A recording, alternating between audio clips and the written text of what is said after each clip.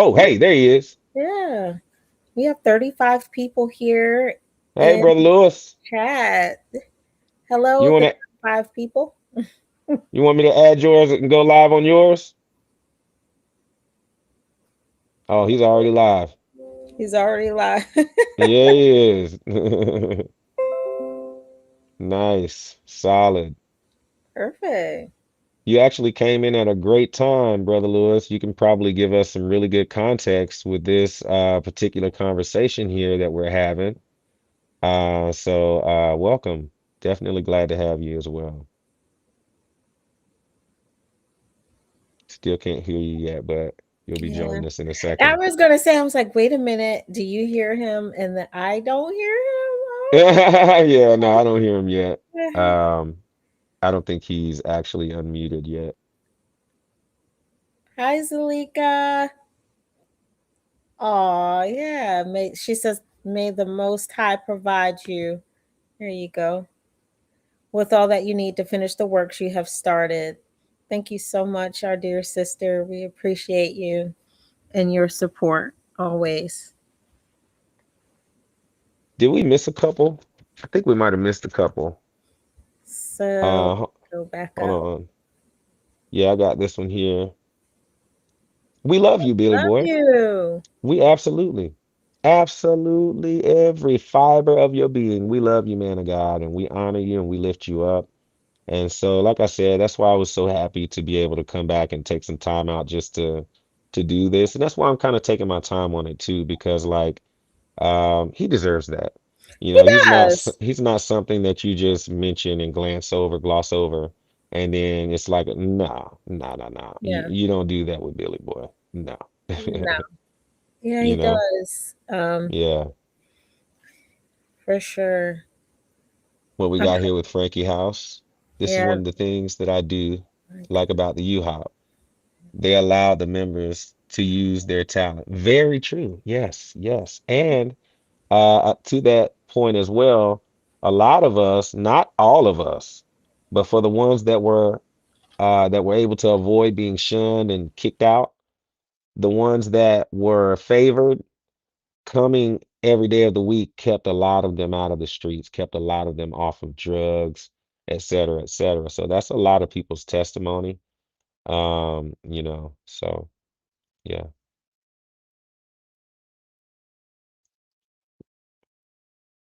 All right. Jay Banga says, you can't bully a legend if anybody watched it and allowed it. They're cowards. Exactly. Yes, they are. Absolutely cowards. I Yeah. don't care if you're old or young. Like whatever happened to like, come on, I'm not old. Y'all gonna stop tripping like 42 is old. Y'all got the game all the way messed up, but I don't know, like, Golden Boy. My does it knees say not? different. Mm, hey, listen, speak for yourself. No, ma'am. I don't claim none of that. I really don't. It's like no one told you to respect your elders. Like no one told you that you're gonna reap what you sow. No one told you that you're gonna get older. No one told you that when you get older, you may have it worse than what you're doing right now. Like, Yeah. oh, But this is the thing, you don't have to get old for something worse to happen mhm. to you. You can be Yeah, sick and young. yeah. Oh, yeah. Disease can strike at any age. Yeah, very Just true. remember that. Yep, yep. My goodness.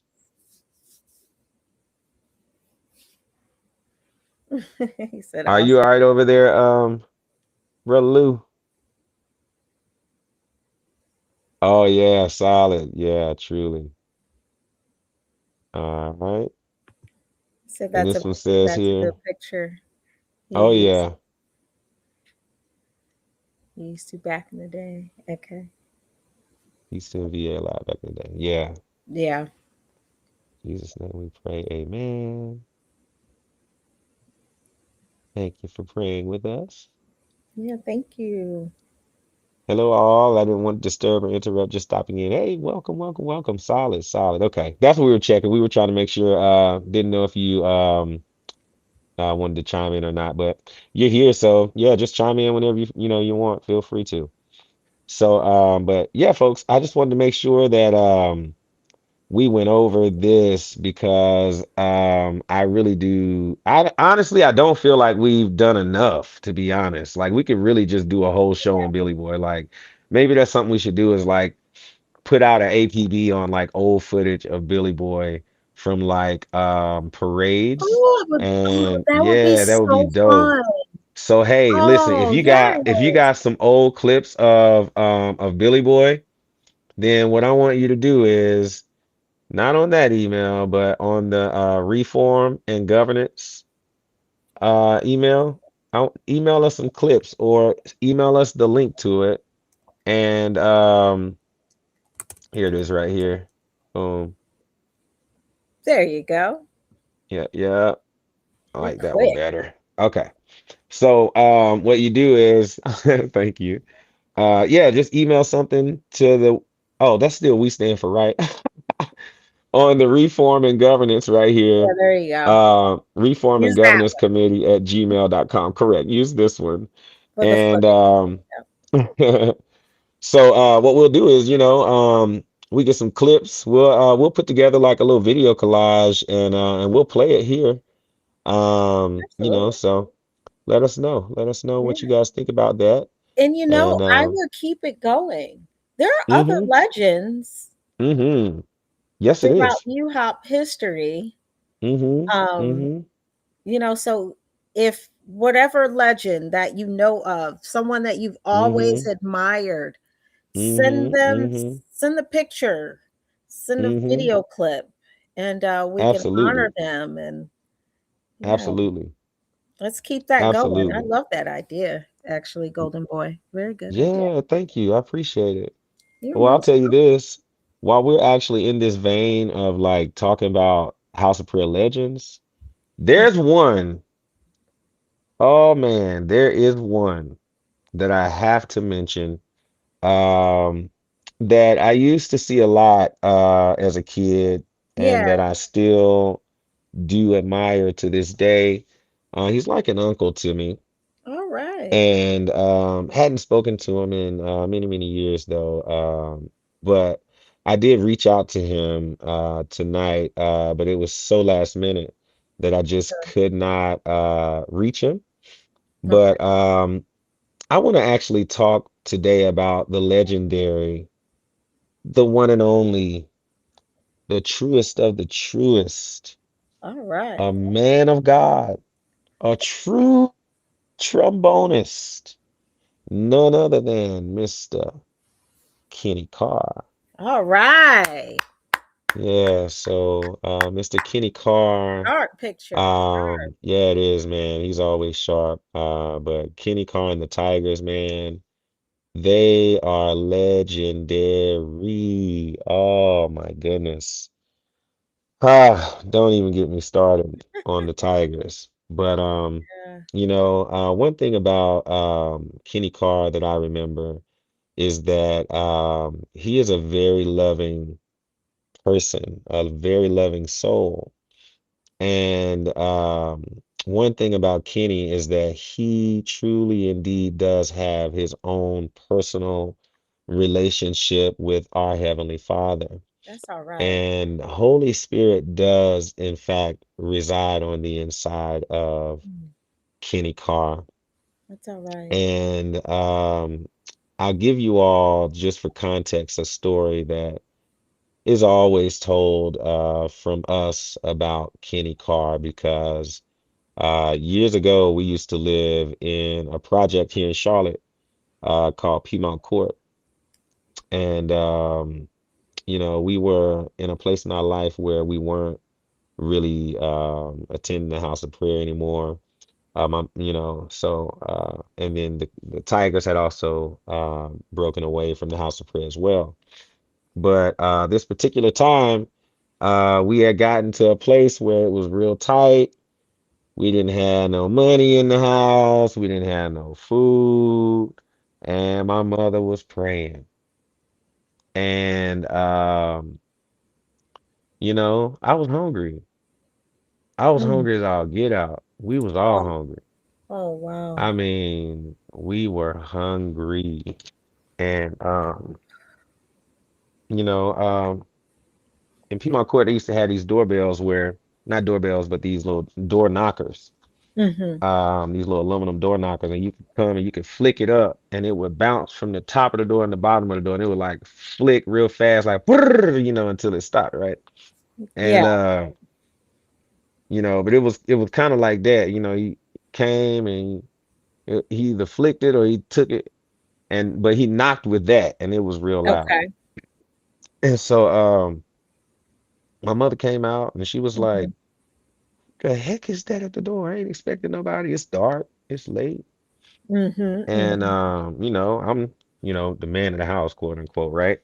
And Right. Because you were the oldest, right? yeah, I was the oldest, Yeah. yeah. So she goes to the window and I go to the window with her. So we both sticking our head out the window, right? Okay. Right. And when we look down, it is Mm-hmm. in fact none other than Kenny Carr and the Tigers. And they actually had their arms filled with groceries. Oh, wow. And we had nothing in our cabinets. We had nothing Oh, in our fridge. We had nothing in our refrigerator. my goodness. What a And blessing. Kenny Carr and the Tigers, the Lord had already dropped in their spirit Wow. that they needed to do this and they needed to do it right then. No one called them. No one told them we had a need. Wow. Holy Spirit just dropped it on their spirits to be a blessing to us. That's amazing. And when I tell you, this is just a testimony, Mm. stating that I know Mm-hmm. that this man of God has a true divine relationship with our Heavenly Father, and that the Comforter, Holy Spirit, does truly reside in this man of God.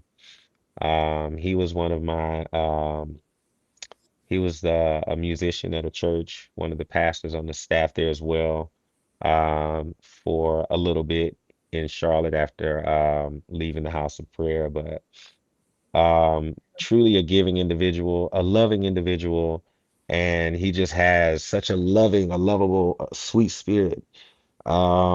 And I think that's largely because of how sweet and loving his mother was Mm. and presents as. And so, whereas I didn't know his mother the way that my mother does, or Mm. did rather. But my mother used to sing with his mother on the McCullough notes. Mm-hmm. And so, and they were, almost like siblings. And uh, my mother was under the tutelage of his mother Mm-hmm. for quite some time.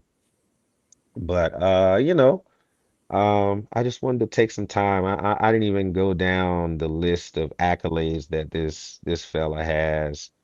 I mean, it's just so extensive. I didn't even I didn't even I didn't even pull up all of the discography. I didn't even Right. pull it all up. You know what I mean? It's just like it's crazy. If you haven't listened to him, go check him out. I don't know how anybody could have ever forgotten who Kenny Carr is. That's But let right. me tell you about a story too, y'all, about Kenny Carr. Yo, so this is funny. So check this out, right? So I was in the military, right? And I was stationed out in the middle of nowhere. Yeah, it was really, really desolate. And so, travel back then, in the early 2000s from where I was coming from, a one-way flight was like 1700 bucks. So Wow. typically instead, yeah, so typically instead, and this is in the US. So Okay. typically instead of flying out, you would just drive out because you Okay. can spend 250 bucks one way in gas in a small compact car for where we needed to go, right? So Yeah. that's pretty obvious, right? So um uh hold on one second.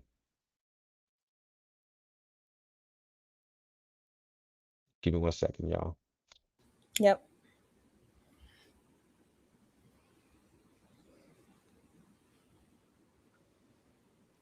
Okay, sorry about that. So Yeah, no what ended problem. up happening was Kenny Carr came out with this album called Sound the Alarm, Okay. and that album is fire, by the way. I mean, it's like Is the it? I'm gonna have to check it out. yes, yes. Please check it Sound out. the Please go and alarm. purchase your copy. That is like one of my favorite albums of his. Okay. As a matter of fact, now his latest album too, I do love, but I'm just saying, like for that particular one, if I Yeah. am in a place or something like that, I can put that one on and it'll pull me out of it. That's right. Um, That's awesome. but the first track and the second track Mm-hmm. are really, really loud. One of them comes in real heavy with drums like doo, doo, doo, doo, doo, doo, doo, doo, doo, doo. You know what Mm-hmm. I'm Yeah. saying? And then the other one it comes on. Mhm. Yeah, there. Yeah, we got a comment. Yeah, oh man, what? The sound the Huh? alarm was great, Jabanga. What? Yes, sound the alarm is off the chain. So now check this out. Now I got diagnosed with a sleep condition, sleep Mhm. apnea. So I was having issues with waking up. And Okay. I didn't realize that I had sleep apnea at the time. I'm just thinking, man, why are you sleeping so hard? Because it's undiagnosed. Right. So since I'm sleeping so hard, I'm like, well, I need to figure out what I'm going to do about a really loud alarm clock. Now, I had a Windows XP computer, and back then you couldn't just put an alarm on your computer. It just didn't have that feature. Mm-hmm. So, finally, I was able to download something onto my hard drive to where I could, create an alarm to go off every day. Mm-hmm. Problem is, I set the alarm to go off every day. Cool. I turned the alarm off though, and I go home for 2 weeks, right? Enjoy my time at home, come back. You know how it is in the dormitory, you probably have a RA, a resident advisor, right? Mm-hmm. Mm-hmm. And we all had RAs in the military as well. So my RA, when I get back, he runs into me and he's like, hey, dude, are you freaking crazy? I said, what's wrong, bro? What's wrong? He's like, man, we don't know what that alarm is that you got, but it's been banging drums and blowing Oh horns for the wow. last 2 weeks.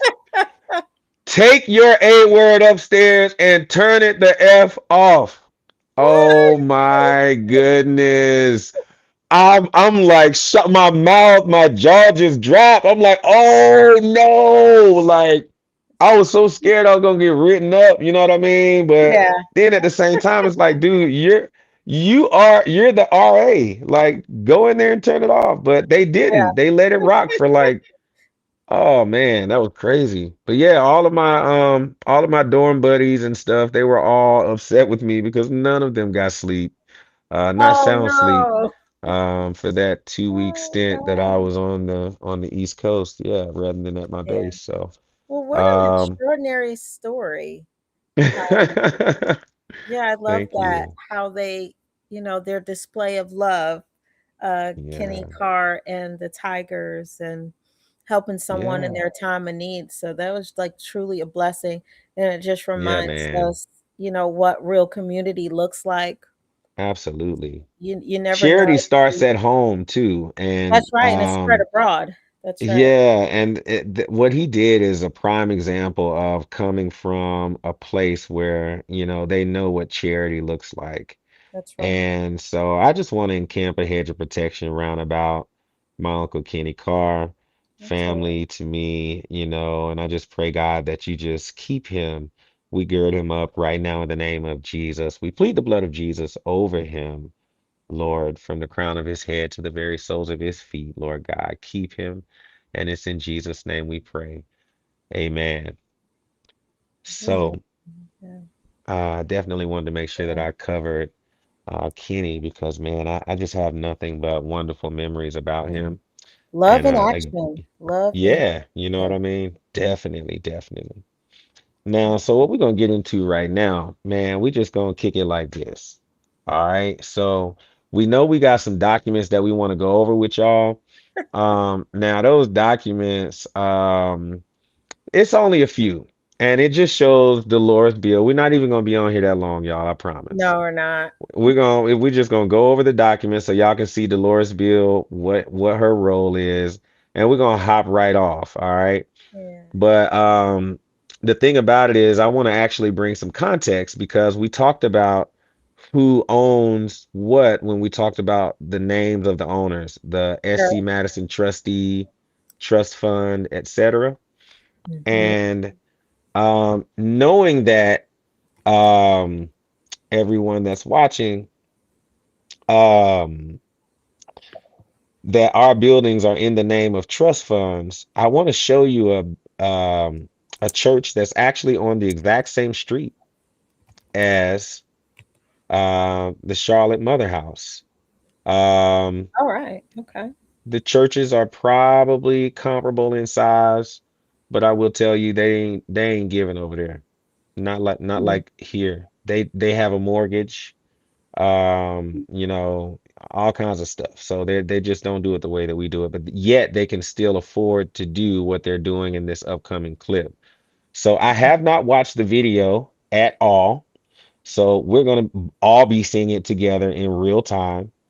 What this video has within it. I do know what they did, but I have not actually seen the footage.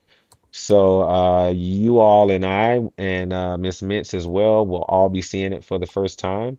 But we did have this sent over to us so that we could cover this tonight. So let's get right to it. Awesome. Solid. Reality. Charlotte teachers and first responders struggle to afford homes in the city they serve. And when it comes to teachers, Redfin brokerage site reports the average teacher can only afford just 12% of homes for sale located near their schools because of their pay. Well, back in 2019, that number was 30%. WBTV's Dedrick Russell talks to the Park Church, who wants to change that by giving more of our teachers a shot at home ownership. It's tonight's cover story. Smile on Meredith Trail's face proves she is passionate about her job and being a mom of two. She's been in the classroom for 21 years. She's a French teacher at Providence High School. While she loves her profession, she hates not finding a house she can pay for. Home is the heart of your family, and we need to be able to have somewhere affordable where we can live. This teacher supports two kids in college. She says down through the years, she has come close to buying a home, but life kept getting in the way. The market has been outrageously crazy that nest egg I had for down payment, for all that, just started disappearing and having to pay rent. Bishop Claude Alexander Jr. is pastor of the Park Church. He's been the leader there for more than 30 years. The church sits on more than 50 acres of land. The pastor envisioned using that land to help working families buy homes. The church is dedicating about 30 acres to help with the vision. Here's why. Having a place fulfills human dignity. Secondly, having a home is a cornerstone of wealth building. Third, it's a place of generating memories across generations. If selected, Meredith feels this project could be an answered prayer. I do my job because I love it. I've questioned whether I should take on a different career and, pivot and change direction, but in my heart, I know where I'm at. So something like that would, personally for me, be a game changer. For my children to be able to come home from college and have a landing zone with me as a single parent, it would be a true blessing. This is where the rubber meets the road. This is where what we say we value as a society is met in tangible ways. If we say we value education, what about the educator? If we say we value public safety, what about first responders and law enforcement? How do we provide for them? And this is one of those answers. Charlotte City Council has already approved to rezone the land to make room to bless many. When you look at that land right now, what do you see? possibility. Yeah. And this is what possibility looks like. These are renderings of the project. It would provide more than 300 units, including single-family homes, townhomes, and apartments. This could be a reality in about 2 years. True Homes is assisting in this project. With this, we'll be able to provide people with something that is attainable. That's number one. Secondly, that will be equity producing. They will have $50,000 on average of equity at signing because of the commitment of the home builder. To build it costs. I always say God has his hand in everything, so that would be a great blessing. This is something that will benefit multiple generations. So long after I'm gone, this will still be benefiting people. Deciding on who gets to live on this land still needs to be worked out, but until that happens, Meredith remains hopeful owning a home will happen for her so she can be less stressed when she goes to work. She feels like she is missing something with a lack of home ownership. You have success on one hand and failure on another hand. Not because I chose to have failure there, but that's how I feel. So it's a lot. It's a lot to handle. It's a lot when you go into the classroom to not bring those emotions in and stay professional. I do it because I'm a professional. The church hopes this project inspires similar efforts across the city so working families can get a break. At the Park Church, Dedrick Russell, WBTV, on your side tonight. Oh my goodness. Wow. Oh my goodness. This is so, listen, Kimberly, can you please screen share for us? And Sure. could you actually go to our TikTok and pull up the video, the other video of Rodriguez Murray from the TikTok? And could you play that commercial where they are building those houses and they are building them even though they know that they are not going to be able to be afforded by the United House of Prayer members, where the neighbors are crying out that the United House of Prayer is building housing that they know that the people in the demographic they're building in cannot afford to live. So they are gentrifying lower income areas with housing that costs more than the populace can afford. So the House of Prayer is building houses, but they're not building houses for the people. So it makes us a nonprofit look more like a for-profit organization. Right. So I just think that's a really good point. I didn't realize that thing was going to be like that. That is crazy. Um, I think that warrants a side by side. Do you agree? I do agree. I'm trying to get in now on TikTok. Okay, solid. So what I'm gonna do is I'm gonna go here. I'm gonna go to one of these slides that we don't need from this. Let's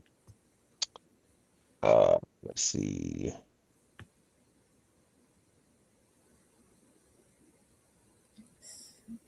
Oh, here we go. Right here. Here's a blank one.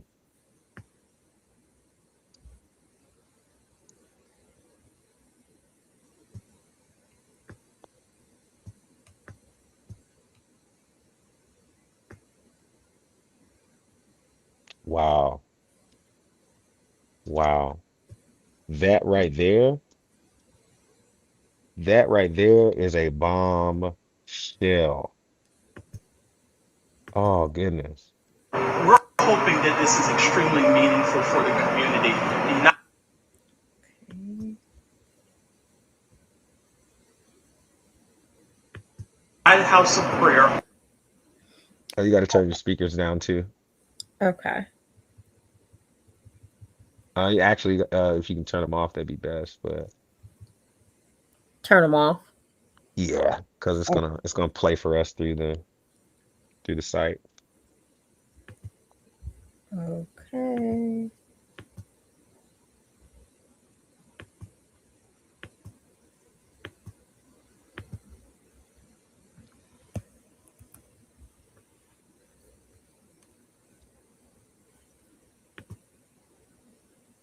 And this is why I say, like, I'm not sure why all of these members from the House of Prayer are so fascinated with this video of the House of Prayer and commenting, telling us all the great things that the House of Prayer is doing.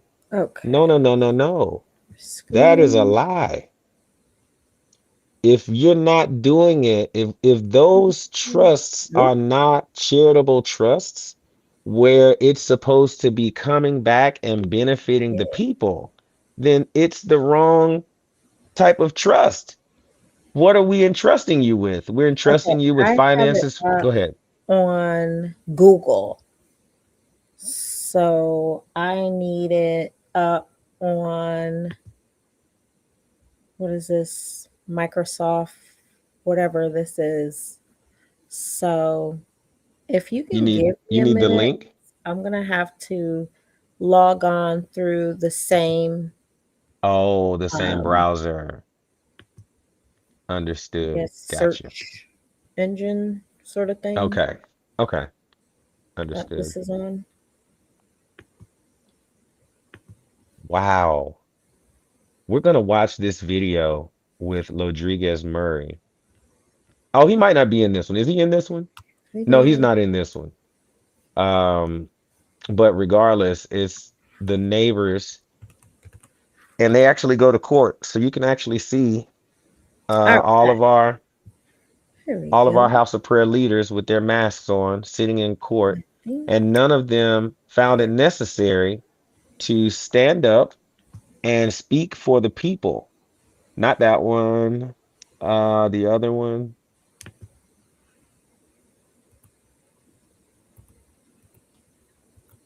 You got to unmute too. But it's the. Can you hear me? Yep. Okay. Yeah, that's the one we showed yesterday.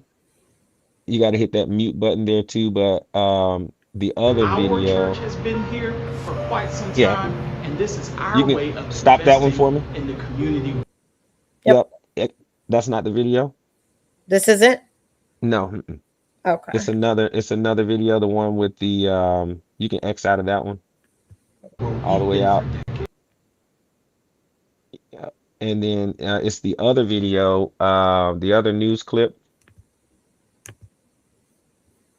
Okay. Another news clip.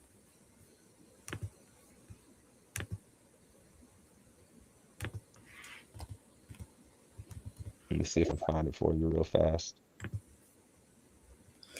Yeah, I'm not as fast as you when it comes to finding things. No, you're fine.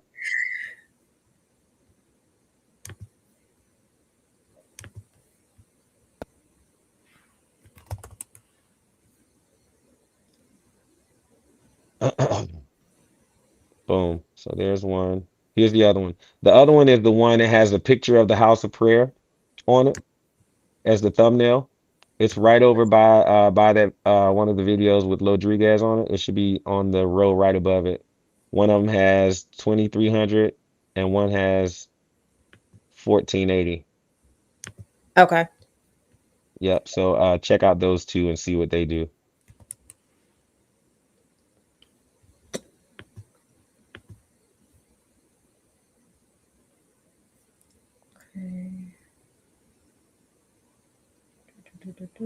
Where's the profile? Go home.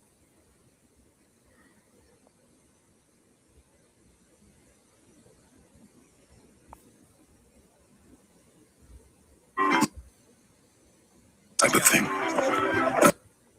Sorry. What Canva, the thing that makes anything a thing. Visible puts the ultimate wire. Okay, there we go. Profile.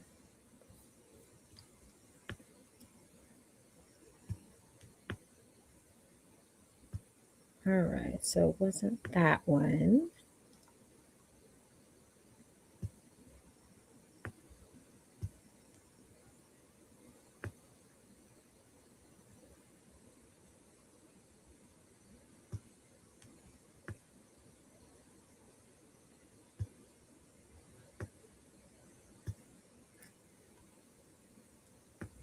We're getting it. We're getting it, y'all. 1480. Yep, 1480.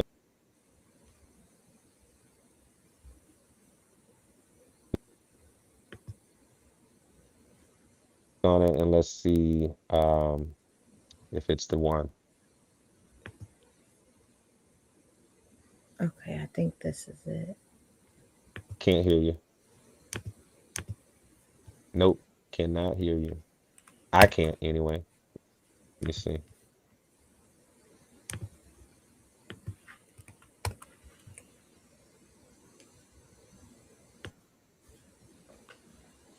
Let me refresh real quick because I can't hear you.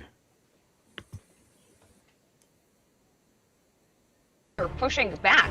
They worry the project will continue a trend of costly development that's causing some displacement in their community. Fox Carolina's Kennedy Harris has more. We've seen our neighbors That's displaced, the no one. place to go. Teresa Slack lives on Perry Avenue. Her newest neighbor is a home selling for $1.1 million. We're not opposed to development, but we'd like it to fit in with the neighborhood.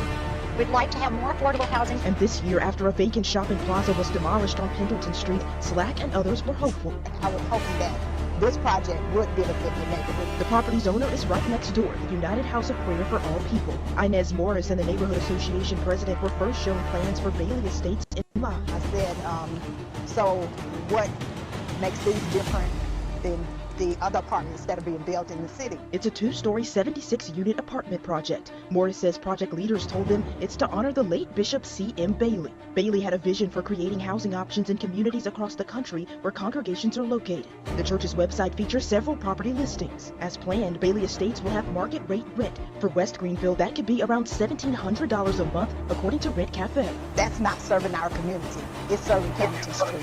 It's serving those who are more fortunate than the people, some of the people that live in West Greenville, who have already been displaced because of the growth and because of housing that's not affordable. She says they're disappointed and neighbors have been left in the dark. I would have thought that as a church, United House of Prayer would have looked at this place as being part of their community. Kennedy Harris, Fox Carolina News.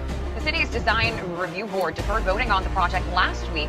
Morris says residents hope to speak with the church and hopefully make some changes. Now, we did reach out to the church representatives for comment. Tonight, we're still waiting to hear back. Now, there's a new housing project planned for West Greenville, and residents are pushing back. They worry the project will continue a trend of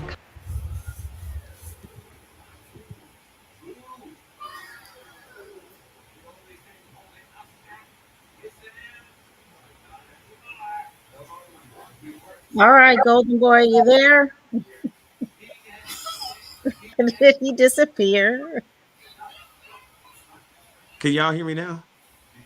Oh, I'm my over here God. just talking. You're in the Bible. Yeah, I see. It mixed us up there. No wonder. Okay. I've been just talking. I thought my mic was on over here.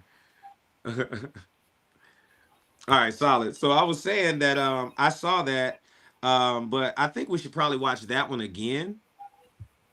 That one's actually, the speed on it is kind of sped up too, just to kind of make it compact for TikTok. Sure. So let me go back. I moved a little too fast on you. Yeah, you did. Sorry about that. Okay, we're on the right screen here though. I know, bro, Lewis. I'm gonna change it now. Yeah, I don't know how this happened. It's all good. It's all good. I'm going to stop for a minute.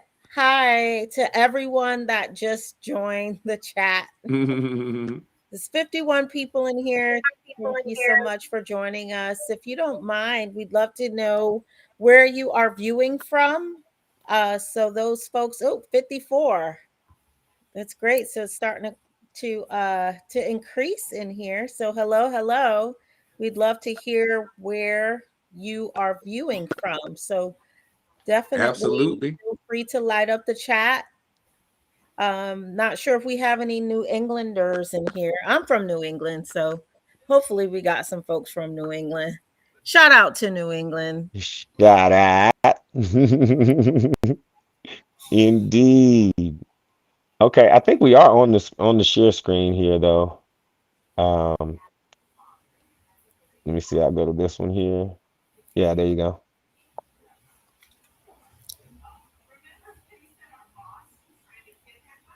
Yeah, I'm going to also stop and say, yes, members, thank you, the lies of him and her. Members, we're here to let our voices be heard. If you'd like to be a part of the 310 movement, please send your name and email directly to we stand for right 2024 at gmail.com. We stand for right 2024 at gmail.com. Yep. Hmm.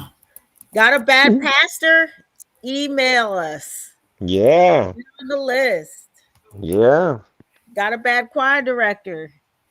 Email us. Get on the Email list. us. Yeah. Your pastor Oh, sitting what up were there some of the reasons? misquoting Oh, we went down scripture. a whole. Oh, Yeah. yeah. Put your name on the Man. list. Yeah. If your pastor's a bully, put your name on the Yeah. Put list. your name on the list. If you feel like, you've been done wrong or you've been treated differently than someone next to you, put your name on the Put your list. name on the list. Be a part of making the change That's happen. right. If you've You been know, bullied in the house bullied, of if prayer, put your any name on type the of list. intimidation, if anyone has threatened you, if you feel intimidated, if you've ever heard counsel's gonna get you, your name needs to be on the list. Your, If yeah, you have ever heard that, that's every that's member of the United House of Prayer. We all now qualify to have our names name on on the the list. list to fix That's this right. thing here. Right. So that right there, this should just be one and done. We shouldn't even have to do any more campaigning for the week. We should be there already just based off of that, That's right? right. That's right. If your child has So, been mistreated, oh man, yes. on the list. Man, I know of people right now who their children have been mistreated and their children Oh yeah. still participate like Yep. nothing ever happened. Again, just Unbelievable. sweeping issues under the rug for the sake Unbelievable. of, yeah, for the sake of I want my son to play on this or to be on this auxiliary or, to be a junior cadet or whatever the case is. That's Yeah, right. crazy. Are you able to get it up here? All right. What are we doing next? Just gonna screen share. Just replay that video one more time. Okay. I'm gonna play that other video because it was so informative. But I Okay. just want to review this one again because it played so fast. All right. Since The it's one on that we TikTok. just viewed. Yep, yep. And I Okay. guess you can see what that other one is. See if it's something else that's informative in regards to this. It may be. So let's just check them out. Let's check out what's on TikTok, and then we'll go back to this one and watch it one final time before we give commentary on that. Displaced with no place to go. Teresa Slack lives. Okay. I'm not signed in on the same browser, so I'm going to replay what we Mm-hmm. just did. Yep. Okay, Solid. great.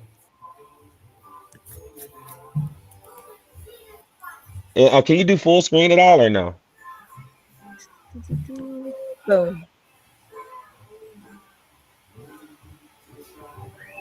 It's okay if you can't. Yeah, you're Hold not on. logged in at all.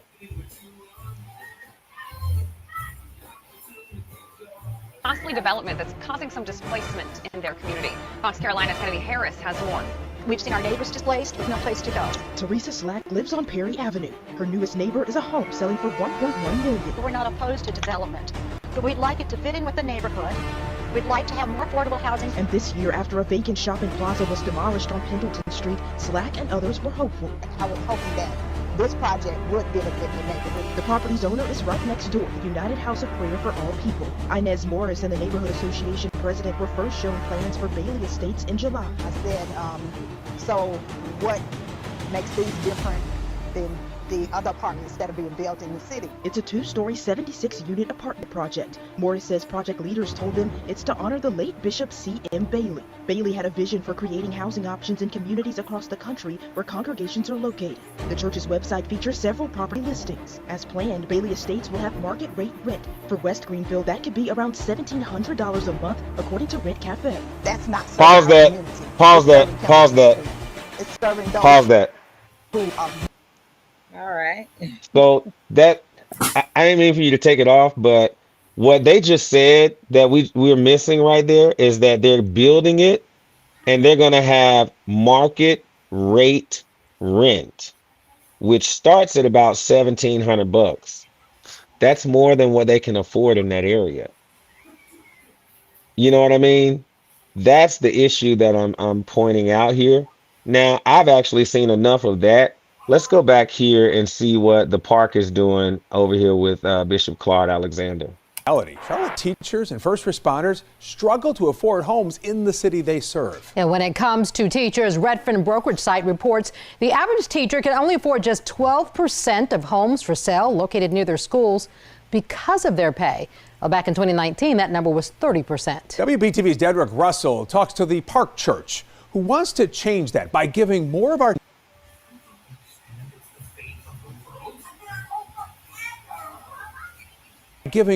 teachers a shot at home ownership.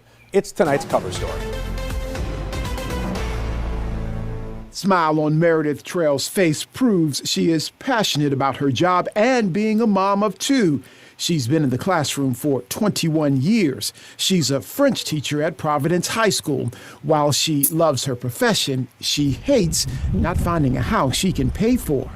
Home is the heart of your family, and we need to be able to have somewhere affordable where we can live. This teacher supports two kids in college. She says down through the years, she has come close to buying a home, but life kept getting in the way. The market has been outrageously crazy that nest egg I had for down payment, for all that, just started disappearing and having to pay rent. Bishop Claude Alexander Jr. is pastor of the Park Church. He's been the leader there for more than 30 years. The church sits on more than 50 acres of land.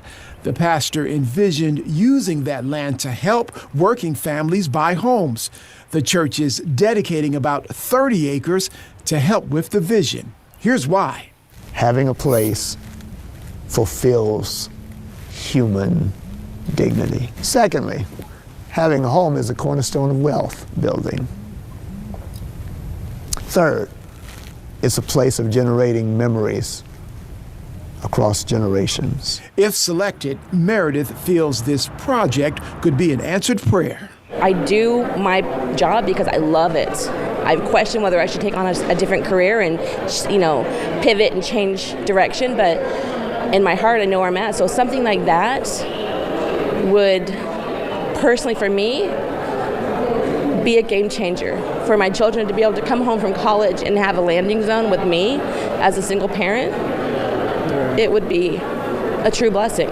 This is where the rubber meets the road. This is where what we say we value as a society is met in tangible ways. If we say we value education, what about the educator? If we say we value public safety, what about first responders and law enforcement? How do we provide for them? And this is one of those answers. Charlotte City Council has already approved to rezone the land to make room to bless many. When you look at that land right now, what do you see? Possibility. Yeah. And this is what possibility looks like. These are renderings of the project. It would provide more than 300 units, including single-family homes, townhomes, and apartments. This could be a reality in about 2 years.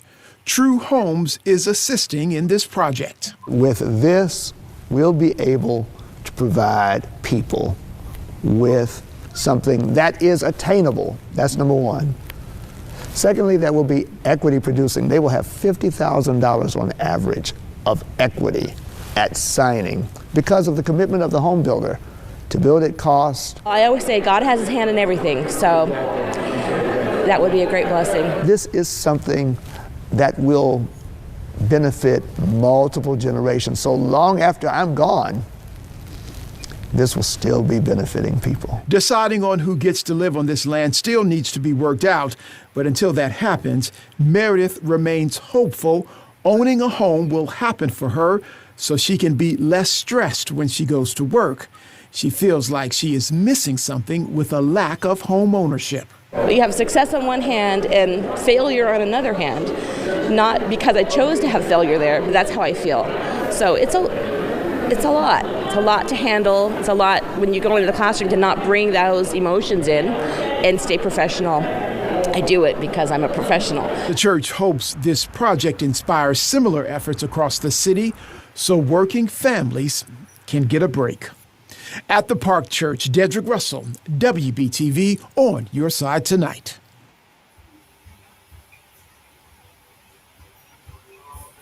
Solid, solid, solid. Okie doke. So, um, what do we think about this situation here where we raise all of these finances and we are so proud to be able to do it? And we take pride in being such a giving body here, but we don't hold our leaders to a standard where they should be proud to give back to us. And it is because of us that our leaders have it so well. And so, at what point do we realize that we are not getting what is legally ours? And at what point do we say, do we take a stance and we say, hey, we now know that you work for us, and this is what you are going to do. And that's that's what we need to have our mind set on. And that's why this is a last ditch effort with this minimum of 310, is because we have to have that so that we are able to tell the leaders properly and in the proper way, show them that they are not um, uh, in charge, but that the body is, the collective. And so I think that it's very important for us to have had that moment to see the stark difference between a ministry. Now that is a big edifice, but it's only one. They have two locations now, two in the Charlotte region, but we have our region includes, I believe, 22 if they all fall under the state chairman. So we're bringing in, we're giving way more, and they're only giving 10% plus whatever offerings they give. They don't do Daddy's Club. They don't have A class, B class, C class. They don't all the way to Z class. They don't have that. So are they not going to make it into heaven because their church doesn't offer a G class, or are we just adding extra rules based off of our illegitimate legal documentation and based off of our verbal threats that we receive? Um, you know, which is it? Which one works, and which one is more closely aligned with scripture? Is the question. And I'll say hands down that the park, formerly known as University Park Baptist Church, they have something figured out here that we need to grasp a hold of. And this is an opportunity this week for us to realize what's up and to, uh, step up to the plate and be what we have been called to be, which is a charitable organization that can be a house for all people. And so we just have to get back to our purpose and make sure that we're doing what we need to do in order to be that change in the community and in the environment that we have an impact on. So I just feel like that's really huge to address. But we have a panel here tonight. So anything that you all would like to add to that?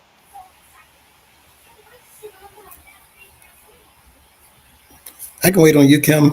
You're Oh, muted. Miss okay. All Can't right. Nelson. hear you. I didn't want to be rude. No, not at all. I'm on y'all Oh, show. maybe it's me that Yeah, can't yeah. hear. So let's take a journey to the Park Church Charlotte. Let's look at their website. Like, y'all, I love looking at just different things on the World Wide Web. And look at their website. Isn't this nice? Bringing, gathering, growing, sending. Can you see that? It's laid out. Do you see that? Everyone see Mm-hmm. that? Yeah. Laid out. This is nice.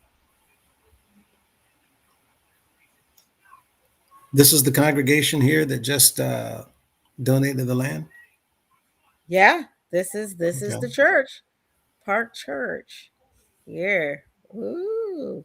We got the sermon. Oh, okay. You can look at the last sermon here. It looked like a real website too. How about that? Yeah. It functions properly, probably. Yeah, it probably function. Oh, I love this for the kids. Look at this. Wow. Vacation Bible School, community movie night, summer experience for the teens. That's That laid is out.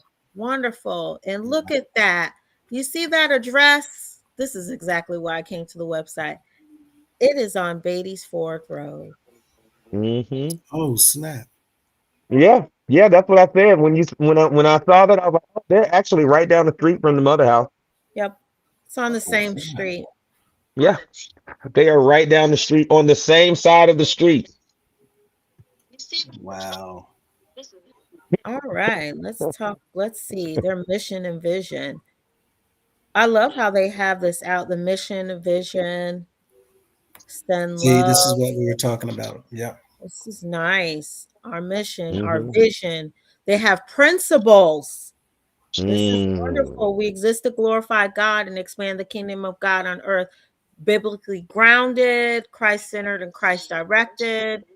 We're called to make a global impact. Mm. I do. I love this one. We challenge the status quo.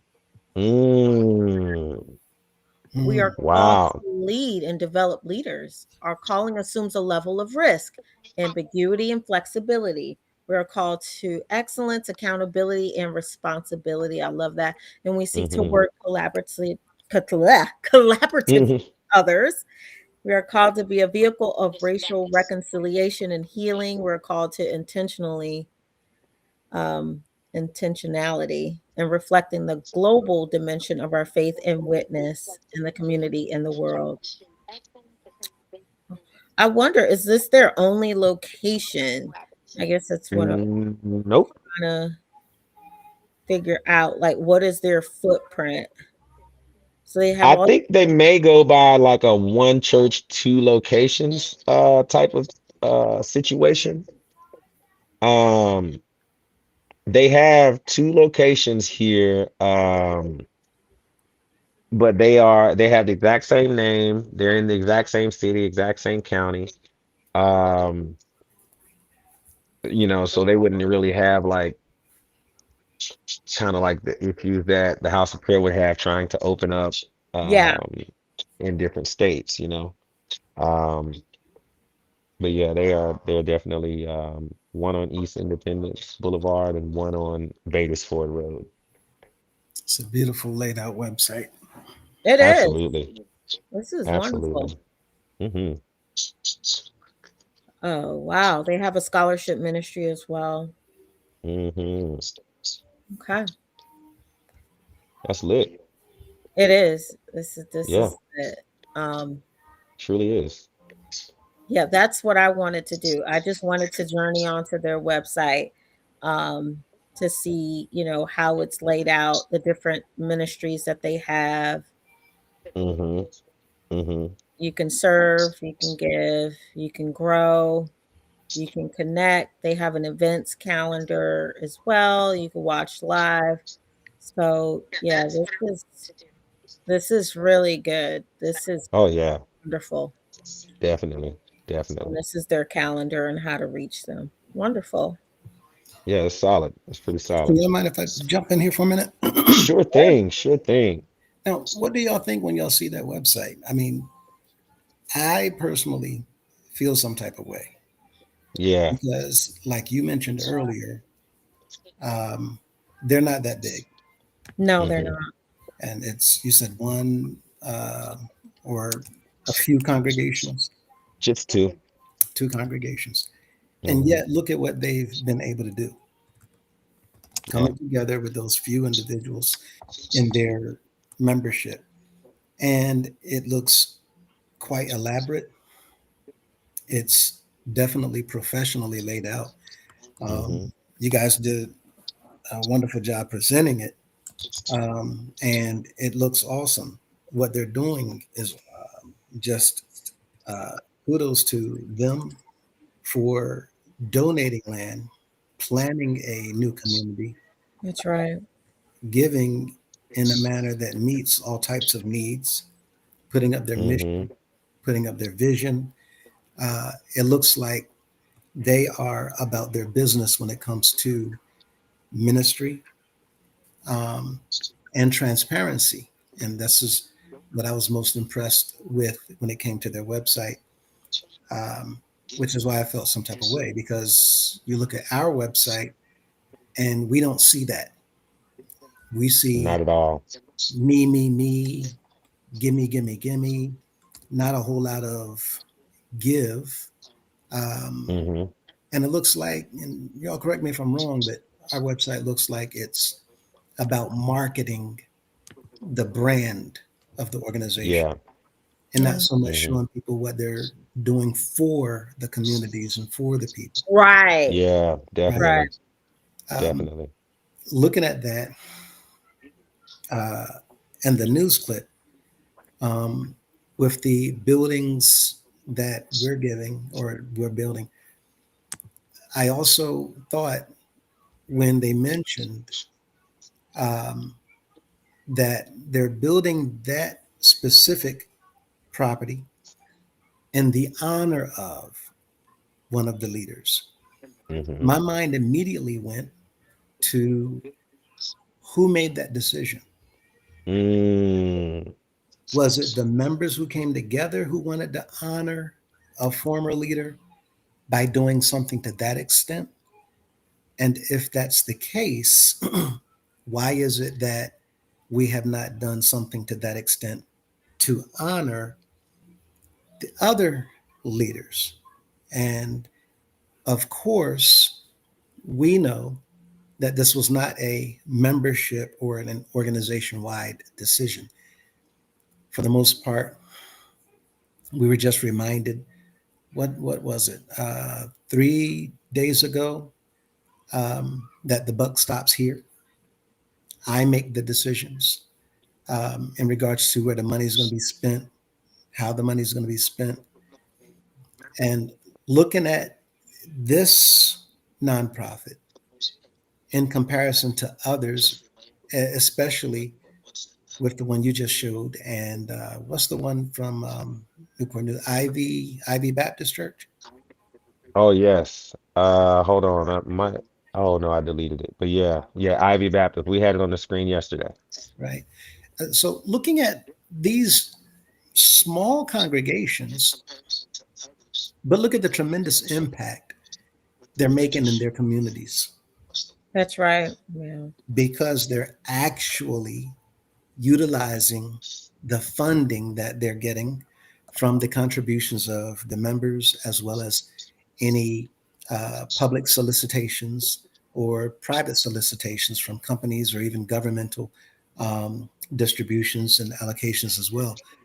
But they're making a difference because they're doing something externally as well as within with the members. You can literally see that they are about not only a mission, but their mission. And looking at these two congregations as examples, as There's Ivy Baptist there, but it's just a picture. right, but even with that, it looks like a business card, right? Hmm. And just the professionalism in just this one page. I'm looking at the drop down menus, the links at the top. I mean, it screams, search more, find out more about us. Um, Yeah. and it's simple, but professional. Hmm. Um, it's these little teeny tiny things that, again, I look at and I feel some type of way because we always talk about as members for so long what we have the fact that we're mortgage free, which is Mm-hmm. another issue because, matter of fact, let me stop here and ask you guys, what do y'all think about us being mortgage free, 137 congregations, boasting about the funds that we have and the buildings that we have and the buses that we have and music and cafeterias.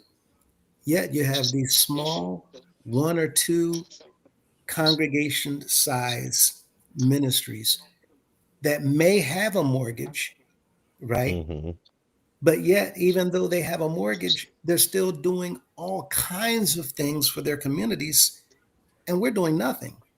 Yeah, What does that say very about true. us compared to them with mortgages?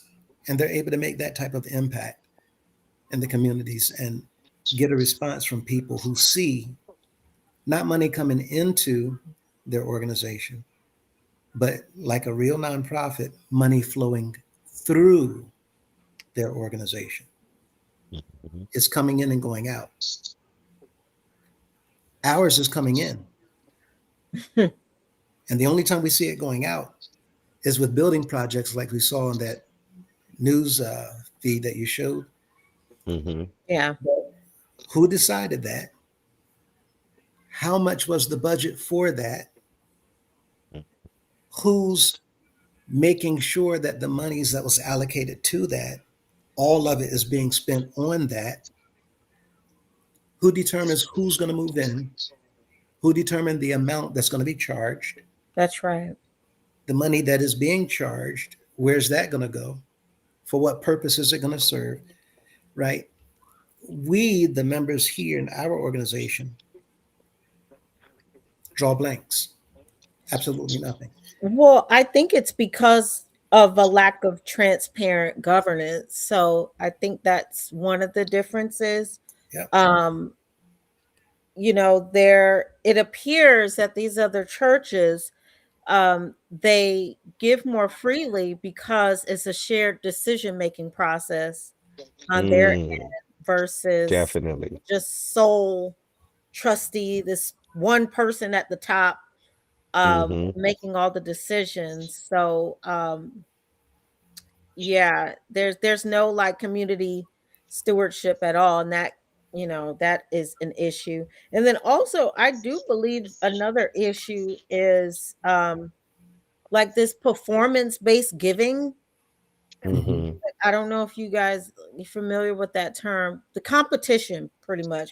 Mm-hmm. Performance-based giving culture is not it. It is not the way to go. It is a problem within the Mm-hmm. U-Hop culture. And that just, yeah, it just causes a lot more pressure, unnecessary pressure, I believe, amongst the members. And what Yep. else? I mean, the absence of member empowerment. So, because we don't have any transparency, there's no accountability, no board, no oversight, just this man Right. at the top saying, go there, do this, do that. Then, we're treated like funders and not, Yeah. Yeah. here's all my money. And Mm-hmm. I'm not going to do anything for you, but, here's my paycheck and that's it. Walk away Well, from the table. So, it's funny that you mentioned that. I look thinking about to pose another question, but it's funny that you mentioned about no board. yeah, Because that's part of what we promised them we would pick back up on today, just to show them a couple of documents about a specific individual. So we're going to get to that in just a moment, but I didn't want to jump to it without allowing you, Brother Lewis, to pose your question there. Well, quite frankly, I just wanted to piggyback off of what you guys were saying, and you both touched on it, and I'm sure y'all talk about it all the time. But to reiterate, talking about what Ms. Smith just also touched on, the spirit of competition, where it Mm-hmm. is pushed and promoted exclusively throughout the organization all year round. But again, to what end, right? Mm-hmm. All of this drive for funding, funding, funding. And yes, the money comes in, but again, what happens from there? That's right. And when you look at those small congregations like that, I mean, we say small, but the community looks at that congregation and say, what do you mean small? Look at what they're doing. And we're only looking at one story Mm-hmm. pertaining to the many, I'm sure, things that they've done Absolutely. in a charitable cause. And how many Mm-hmm. things are they not marketing? How many things are they not uh, uh, putting out into the media? How many stories can Right. their members testify of that when somebody was in a situation and they might not have had the ability to bury a loved one, Mm. Mm-hmm. or they were displaced because of a fire, or they Yeah. were in need Right. of a utility bill or furlough? What would they have perhaps done for their members had they had to go through an experience of furlough, compared to again our organization? So, Mm-hmm. in looking at these things, continuing to consider how much impact they've made with their numbers versus the amount of time they've been in the position to do so, talking about the number of years that they might have been established. Um, if I'm not mistaken, you guys confirmed that Ivy League or Ivy Baptist Church have been up and running for how long now? Was it 20 some years? Nowhere near as long as us. I don't remember Right. the exact number actually, but no, pretty much they would be considered newly established compared to us, even if it is 20 years. You know what I mean? Like it's still only 20% of the time, you know? And yet, how much of an impact they're making. Um, so going back to this drive that we call it a drive, and it's not so much that we can't get 310 people, though there's thousands that are in support of what we're doing. The question in the minds of those thousands are, well, what if? And because Mm-hmm. of that question, many people have become hesitant Right. because of so many of our members not knowing what is going to happen, right? The fear of the unknown. And we're looking at what this organization can be by looking at what you guys are presenting pertaining to these other communities, these other places of worship.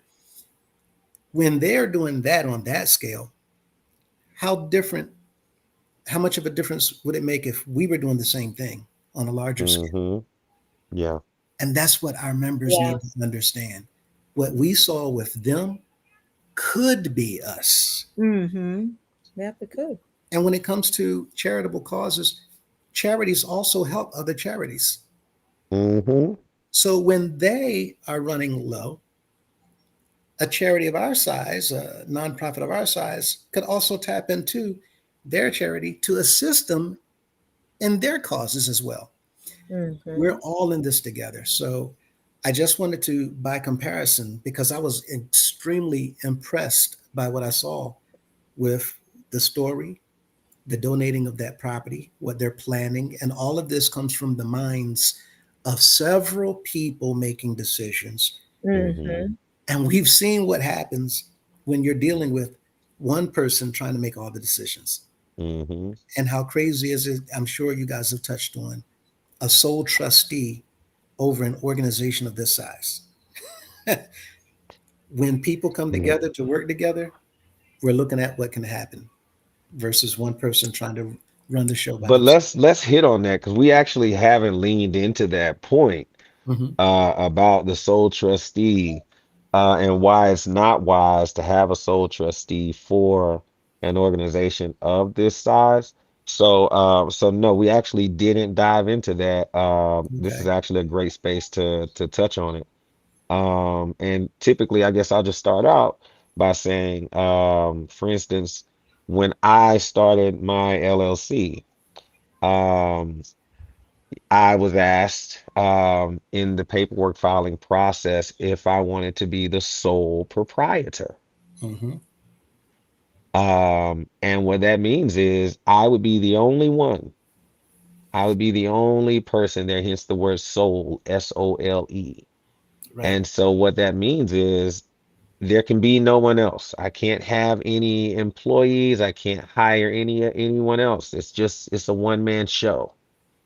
And so if I start a business that way, that's fine and dandy, but if my business begins to grow to a point where I can't maintain it on my own, either my business is going to fail or I have to Mhm. restructure my business in a way to where I am no longer a sole trustee, but now I've taken on a completely different role in order to ensure that my company or my nonprofit organization, my charitable organization can function properly without having certain types of hiccups in the road where you get caught Mm-hmm. up with Uncle Sam.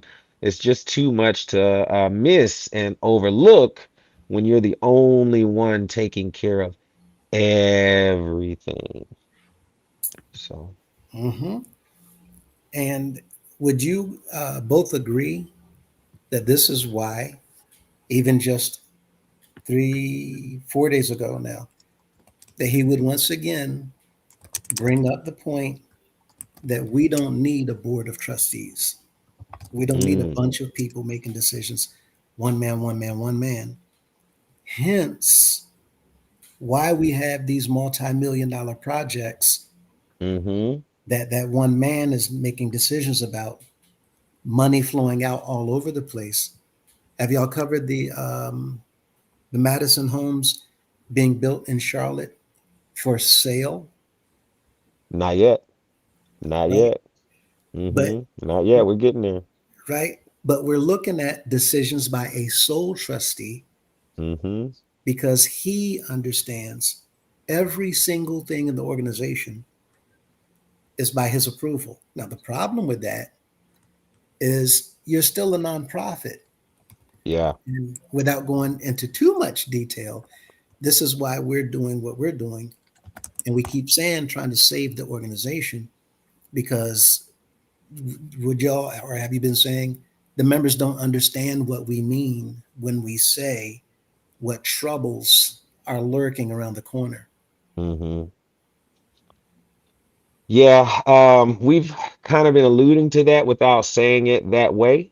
Mhm. Just kind of making sure we're just hitting and being spot on with letting the members know what we are actually standing in the face of. This isn't something that might be happening, or that could happen. There are things that are actually happening. The only thing that's not happening is that we, the members, are not waking up fast enough. And so there could be a little more happening in that arena. So that's why we've taken this approach here to make sure that we are covering all bases. Because at the end of the day, we don't want 310 members. We want more than that. We want 500. We want 1,000. We want to be in there really strong, showing him or her, like them or whatever the case is, that, hey, this is what we've got. We far exceed what's needed. Let's actually buckle down and do the work. That's what they really want to see. And the rest we will find out once we can at least hold up that end of the bargain by showing that we can unite as a united front, as a body, as a governing body. And then after giving said instructions, can properly move forward in compliance with local, state, as well as federal law. Yeah. Up until that time, every single event we put together, every single event revolves around one person, and it Hmm. is to take in more money. Yeah. Right? And for that reason, doing what it is that we're doing. When you talked about the sole trustee again, leaning into it again, I Hmm. was I thought you had already covered it, But No, people no, don't you're good. understand that it's the equivalent of, like you said, one person starting up a business, and that's Mm-hmm. a very safe way to go as you're trying to grow your business to make sure that it goes in the direction that you wanted to go in. So if I start a Mm-hmm. lawn care business, I'm going to be the sole trustee, Mm-hmm. one man show, owner operator. Mm-hmm. By the time you get to $100,000 net worth, your business, 200,000, now it's time to start considering taking on a partner, Mm-hmm. hiring some people so that you as one individual are not liable for all of the things that take place with that business. Mm-hmm.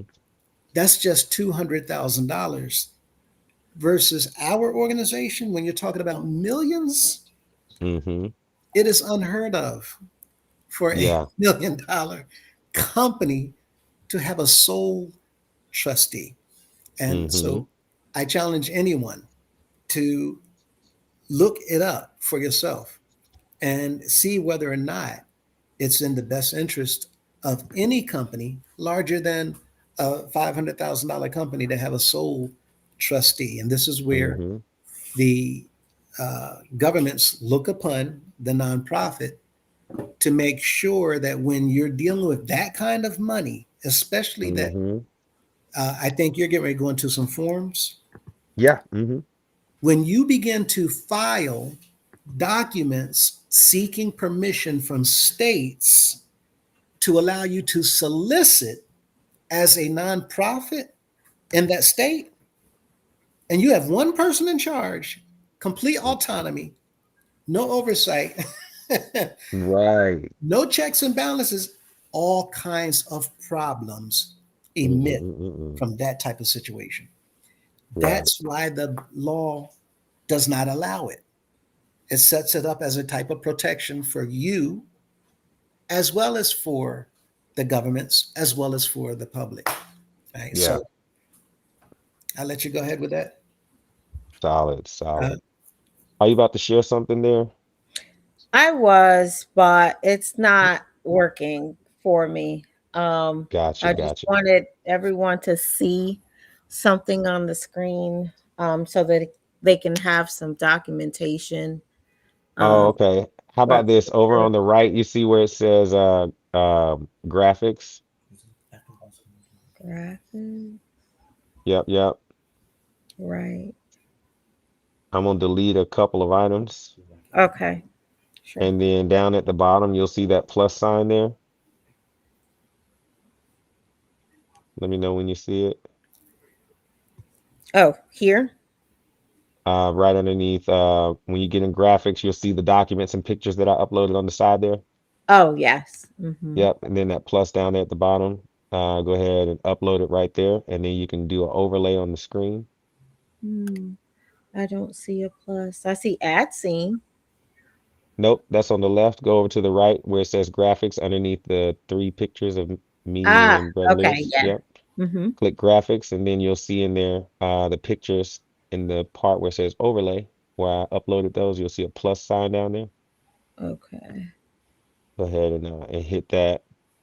And then you can upload all of the files that you need to upload at the same time, as long as it's not too many, because I think I got quite a bit of photos in here. But I'm deleting them so you can get it there.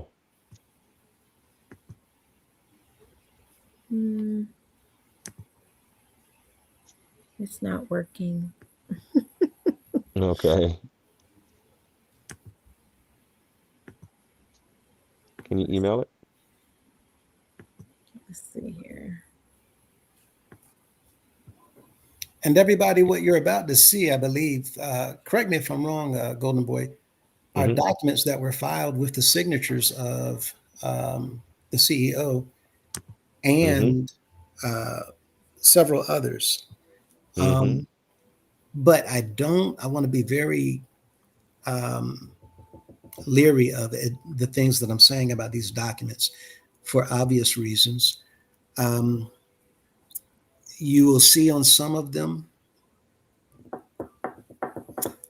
what looks like board of directors, and you'll see little teeny tiny tidbits of information that may be factual, it may be false.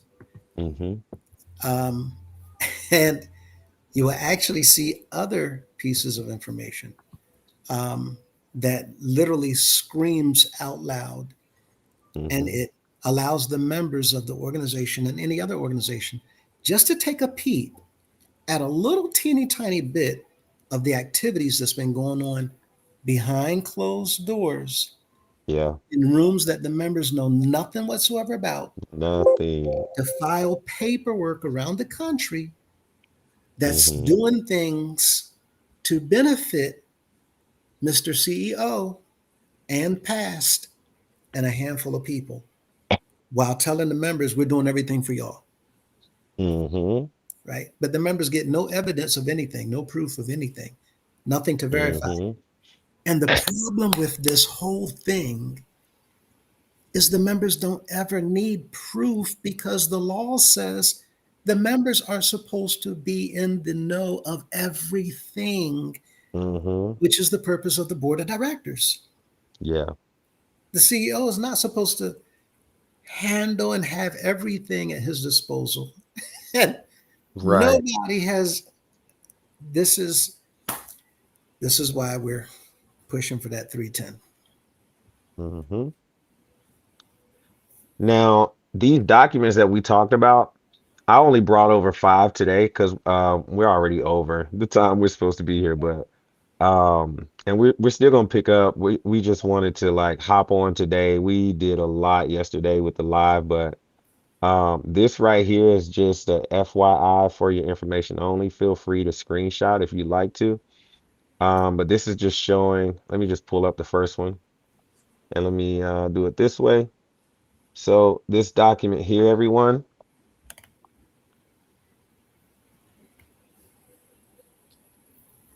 this document is actually the most recent date, and we're going to go back to older documents as we progress through these 5 documents. And type in the chat what you guys see on this particular document that stands out to you all. And then we'll dive into it and talk about it a little bit, and maybe I'll allege a thing or two. But is there anything in here that looks out of place to any of our viewers? I guess I'll pose that way. Um, yeah, yeah, this one's okay. I see you there. Don't see anything. Solid. Anyone else?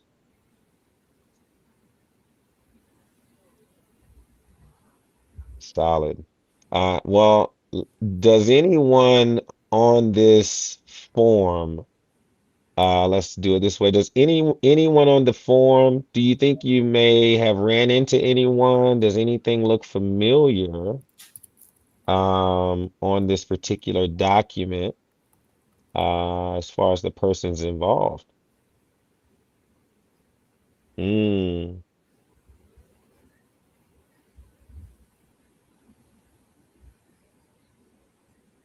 They might be like, just tell us already.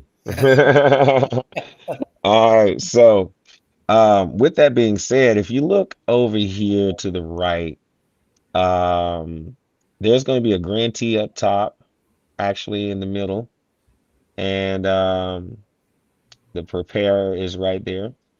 But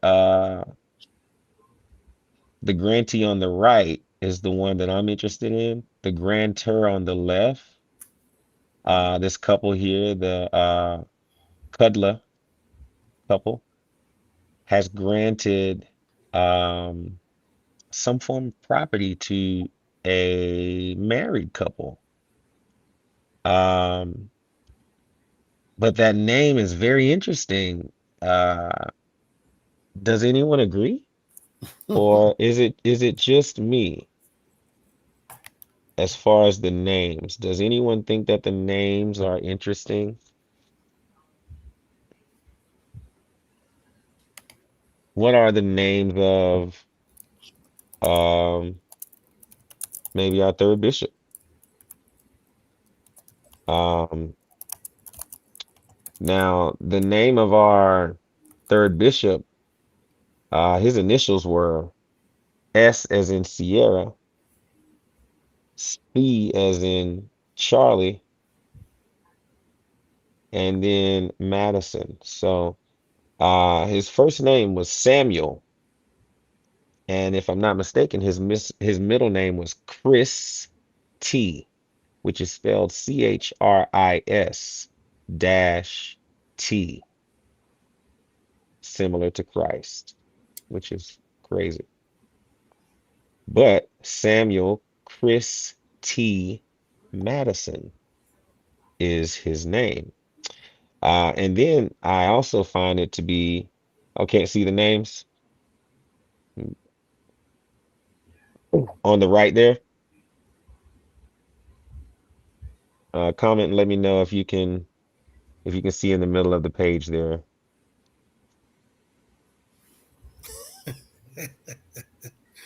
It says Sam L. Madison and wife Doris A. Madison. Now, I'm not even going to really allege anything. I'm just going to leave it like this. Sam L. Madison and Doris A. Madison. If I had to assume, I would assume that maybe these were some people that we might be familiar with. Um, and I'll just leave it as that because it looks like what it looks like. And I'll just leave it there for you to surmise what it may or may not look like. But just looking at the names, just very, very interesting.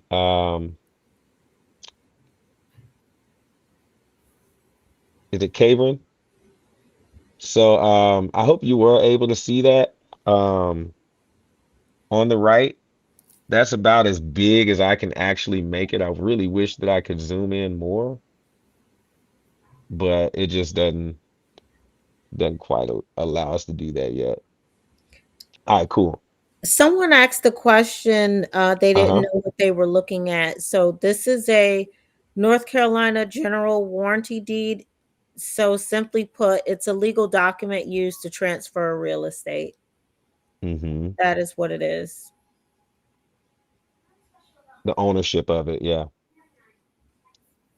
Yep. All right. So, Now, with this Doris A. Madison, I wonder if that's his first wife. I don't know. I know that he was mm, married more than once. His first wife had passed away, if I'm not mm-hmm. mistaken. I have no idea. I'm trying to remember. There's someone who knew of his wife.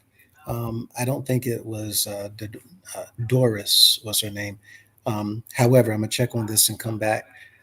But how odd, how strange um, that these two names are so very close to Samuel Maybe he and has a type. Yeah.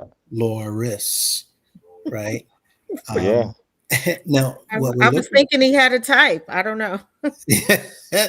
but now keep in mind his marriage with Dolores was arranged. That wasn't him Right. seeking her out. Mm-hmm.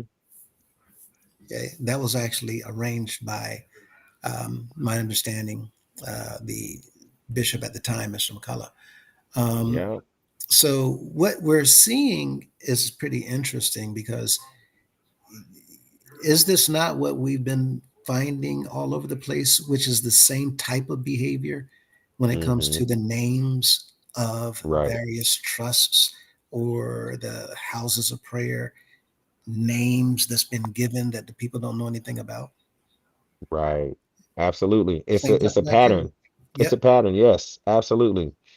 It's no different than naming a house of prayer, um, house of pr- Holiness House of Prayer, Church on the Rock of the Apostolic Faith, or just Holiness House of Prayer. Or the fact that I'll just throw it out there and say that the name of the church in Huntersville, North Carolina is not the United House of Prayer for All People of the Church on the Rock of the Apostolic Faith. The official name of the church in Huntersville is House of Prayer of Huntersville. It is registered in the state of North Carolina as such and not the United House of Prayer for All People. At least that's what it looks like, right? Mm-hmm. And Well, I mean, I'm gonna be honest. It doesn't look like that. That's what it is well, because it that's what I'm has the saying. same. When we Yeah, look at yeah, the paperwork, right? yeah. What you're saying is, what's on the paperwork. That's what Oh yeah. anybody looking at the paperwork and the documents, we're actually, what he's saying is, we're telling you that's what we see.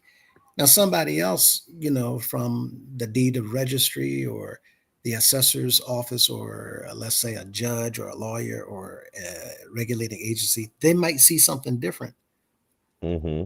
but they might Absolutely. not. They might see exactly what we see, Mm-hmm. Yeah. right? May very well. May very well. Absolutely. So let's progress to the next one because there was actually a point to us showing these. I threw this one in there on purpose, but this is also the most recent document out of the ones that we pulled. So let's go back a little bit further in time and take a look at this next one. It gets just a little bit older. All right.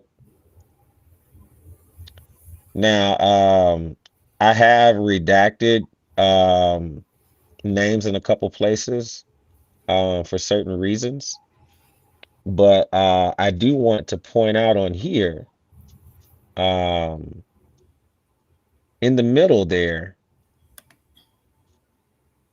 let's see here. On the right, whose names do we see here?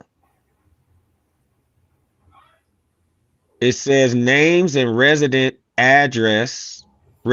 addresses of board of directors. Must have at least 3 directors. First one being Bishop W. McCullough, Bishop. Okay, why they put that twice? No idea. And address the same, 1665 North Portal Drive, Northwest, Washington, D.C., 20012. Sister Dolores Madison, Secretary, Portal Drive as well. And you do know that So, that constitutes an issue with the law, right? yeah. In regards to the use of a fraudulent address that is not your residential address. Mm-hmm. Mm-hmm. Yeah. Mm-hmm. Mm-hmm. Yes, sir. Now I'm gonna move right along to that one because that one was dated 19 was that 1990 something? Let's see. 1990, I think. Yep, 1990. Okay. Then let's take a look at this one here. It goes back a little bit further, 1989. And if we focus, this is for the state of Missouri. All right. And if we just focus right here in the middle, all right. Hold on. Wait a minute. Go ahead. Sure. When did why does it say 1989? 19 Mm, the day of 1989. so does it Dolores expire in Dolores two? Madison, was she even Madison in 1989? 89, 89, 89. Yes. That was right after, if I'm not mistaken, that was right after, maybe a few years after they were married. Married, okay. Mm. Well, Here you have it. Bishop Walter McCullough's the president on the board.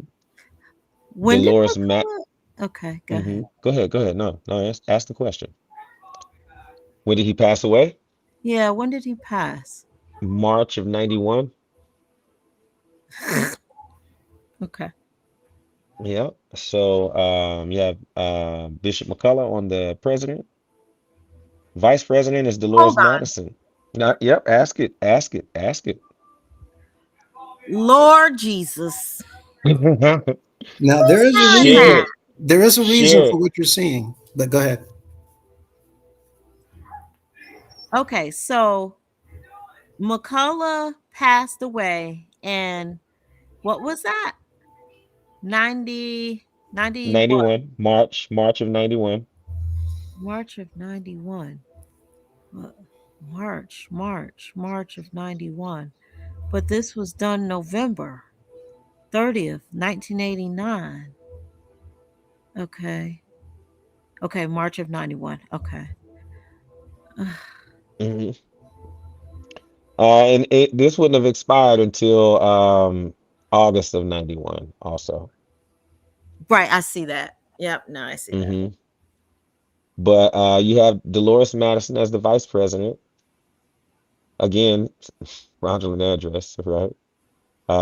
Then you have as the treasurer Bishop W. McCullough. All right. Now over in the right hand column, um, now on the left, this is officers. All right, a list of officers All on the right, the left. officers. Okay. Yep. On the right, you have a list of board of directors. Okay. So three of them here, but really we just want to look at just the two important ones for us today. Bishop W. McCullough and also Ms. Dolores Madison. Madison. So what we were trying to show you all is that Dolores Madison is again showing up in the section that's listed for board of directors. Right. And then as you see here, Bishop McCullough, Daddy McCullough in his old age, signing Bishop W. McCullough trustee. So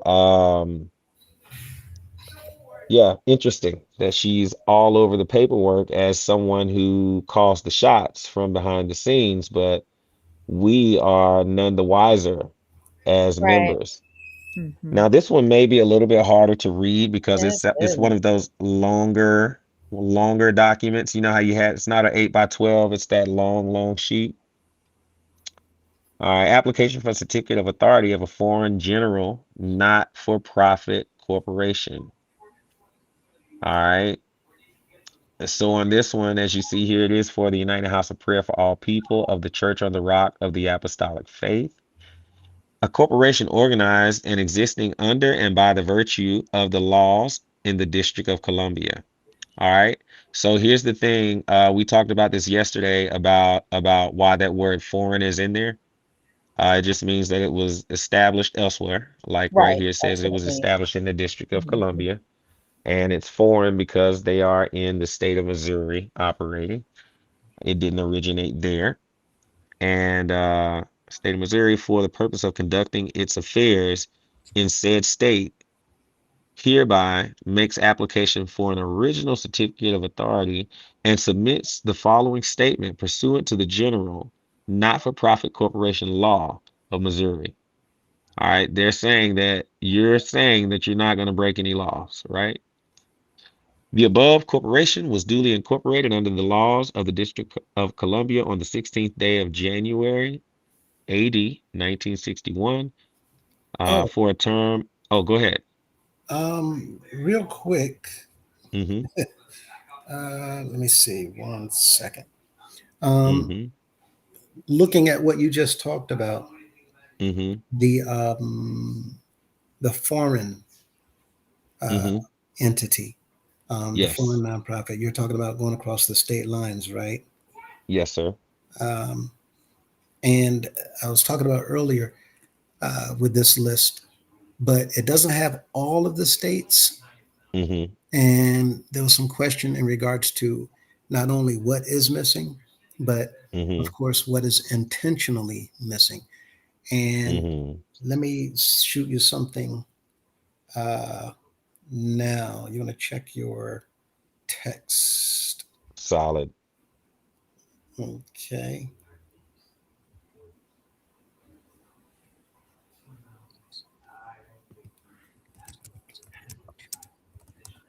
Okay.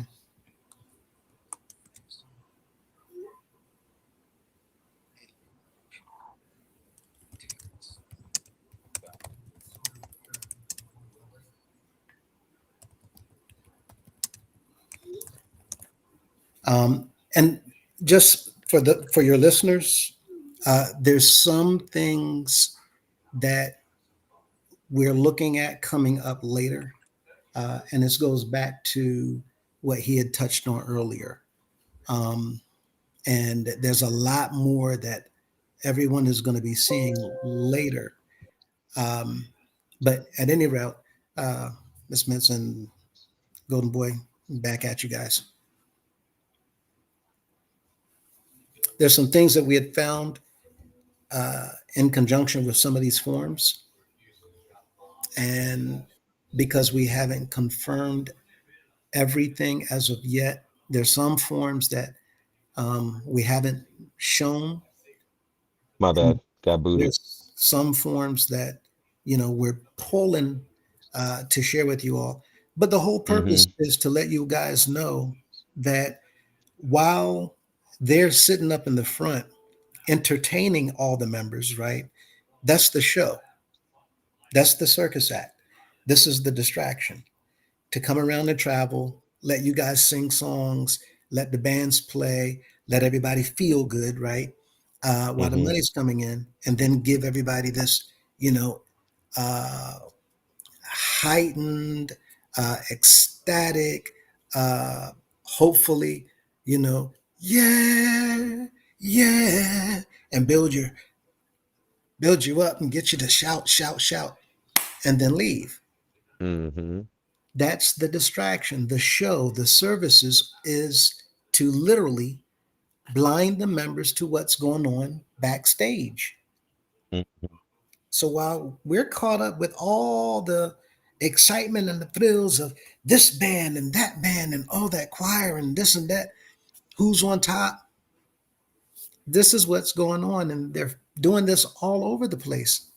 And members, they're telling you, what? Nothing's happening. Nothing's going on. No, no, no. Don't look at that. Don't get off social media.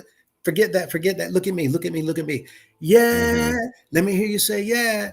And that's why they ask all these questions. How many of y'all know that he's using somebody in the land today? How many of y'all know? To get the people riled up in agreement, right? Mm-hmm. With defend, defend, defend, support, support, support, to get you to not listen to truth, to get you to not see what they're doing back there to take from everyone, right? Mm-hmm. So as we look at and confirm things, we're showing you a little teeny tiny bit so that y'all will know that we're not making this stuff up. It's to let you see behind the show Mm-hmm. that the whole show is for the purposes of robbing everybody in here blind.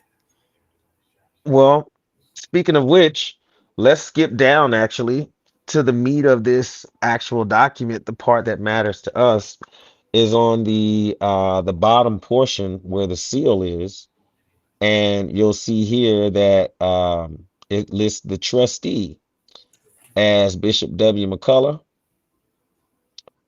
secretary here, but then assistant secretary down here you see Sister Dolores Madison. But I would like to point out that her role has switched in this state. Am I right? Was she not something else somewhere else? Which should be a brow raiser for anyone. Because I'm under the impression that whatever your role is, I missed that. yeah, you know what I mean? Yeah, I missed. So, yeah, so like you were just something else on the other slide. Mm-hmm. So why are your roles not Yes, sir. aligning properly as you are traversing from state to state. And if your roles are going to change, then are you able to actually comply as you navigate from state to state to function the way that you need to function in business in this particular state versus how you function in business in another particular state based upon your role on the board of directors as it's been filed in this state. So I'm just curious what that looks like for an organization that's set up this way. How do you keep track of what your duties and roles are as you traverse throughout these states? And how do you ensure that you don't mess up doing one thing because you're functioning in a role that you're not supposed to actually be functioning in? For instance, like in the state of Missouri versus the last state that we just looked at, you know? So just food for thought, something that I thought about. Mm. Oof. Goes back to the that F word that we talked about earlier. Mm-hmm. Mm-hmm. Now, Mm-hmm. each time the information uh, is not accurate on any form, every single Mm-hmm. time any information is not accurate, that constitutes one count, one Mm-hmm. charge of something intentional. Mm-hmm. And every Yeah. count comes with a penalty. Yeah, definitely. Right. Three things on one form, five things on another form, two forms, you now have eight charges. Wow. Mhm. Now, this is an older document. I believe it's from 1963, but I just would like to go all the way back to there and show on this handwritten document, all right, from March of 1963. Um, we see here the signature of Bishop McCullough, and we see the signature of Miss Dolores Beale. Uh, I don't know, something's interesting about this one. Um, yeah, something's interesting about this, and I wonder who actually signed all of these. It seems as though it might be a left-handed person, but again, I'm not a handwriting expert. Um, but this could potentially be the same person signing, actually. I don't know. What do you think about that? The handwriting, Yeah, yeah. uh, um, it looks like two. Two different ones it does. No, It does look like, actually, but when you really look at it, it looks like it could be that it was the same. It could be. I'm looking at those B's and then how different the top one and the bottom one kind of is, but yeah, I could be wrong. well, no, I mean, this is a very, I mean, a valid point. We talked about this before. And the reason why he's bringing this out, everybody, is because on some of the forms, you'll notice with the handwriting, all of the handwriting is the exact same, Mm-hmm. even though it's different names and different addresses. Um, and this one I didn't pay particular attention to until now. Um, but you could be right because we do know that, matter of fact, if you look at the bishop Mm-hmm. written, right, Walter McCullough, Mm-hmm. if you look at that swirl in that B, it looks like Mm-hmm. it's intentional at the bottom that they made that curve wider Mm-hmm. as if they're trying to make it look like it's Mm-hmm. a different handwriting, Right. right? Yeah. But if you look at the L's, you can see that it's almost the same. The two L's in McCullough, Mm-hmm. look at the L in Dolores, Yep. right?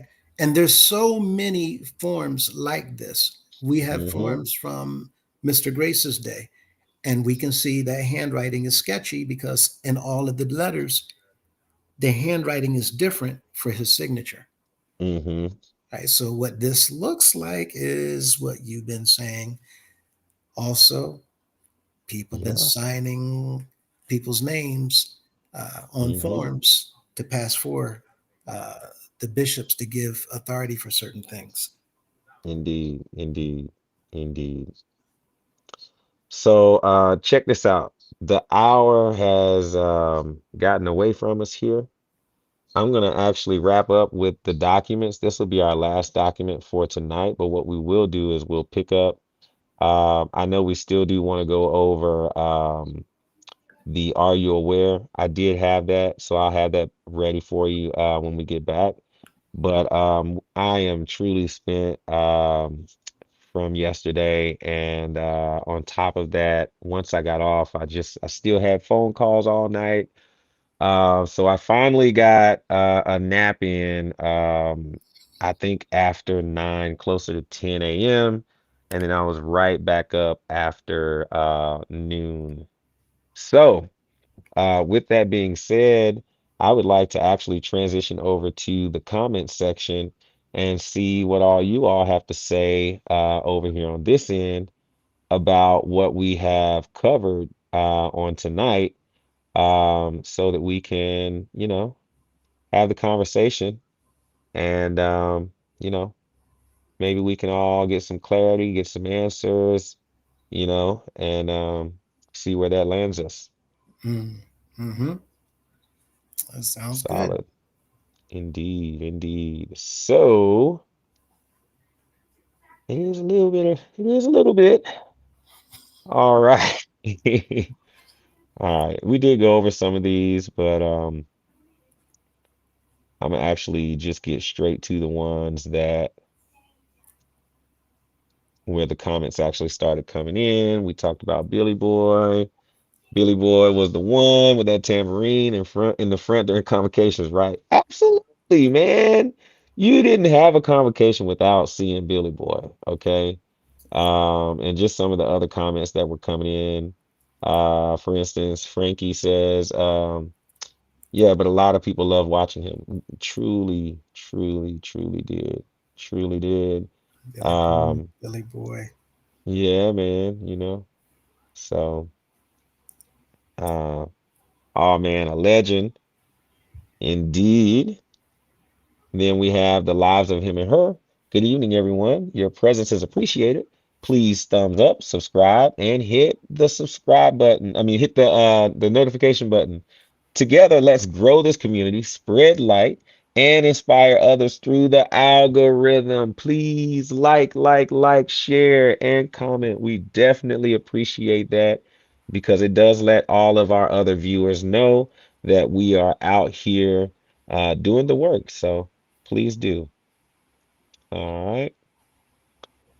What the clouds do to disrespect him. Yeah, we were just talking about hiding his belongings, Oh, taking his tambourine and hiding it, man. Taking his chair, um, just talking to him any old kind of way, just things that the folks that raised me taught me not to do, and we called it home training.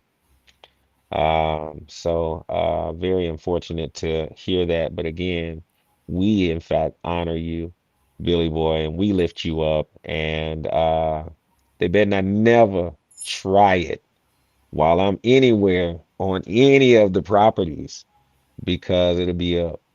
So, but yeah, we want to appreciate you and honor you. And we are so glad to be able to make sure that we put any rumors to bed in regards to you. That way we can ensure that you remain blameless, and you're not drug into any type of confusion or mess that honestly has nothing to do with you. So, thank you for being upstanding, and we really do appreciate you for that. Yeah, we do. We mm, really do love you, Billy Boy. absolutely. Absolutely. Uh, then we have Frankie again says, this is one of the things that I do like about the U-Hop. They allow members to use their talent. Very true. I was talking earlier about how one of the benefits a lot of members will testify about is, going to nightly services did tend to keep them out of the streets and out of trouble. That's a testimony I always heard coming up. I even still now hear that every now and then. Yeah, very true.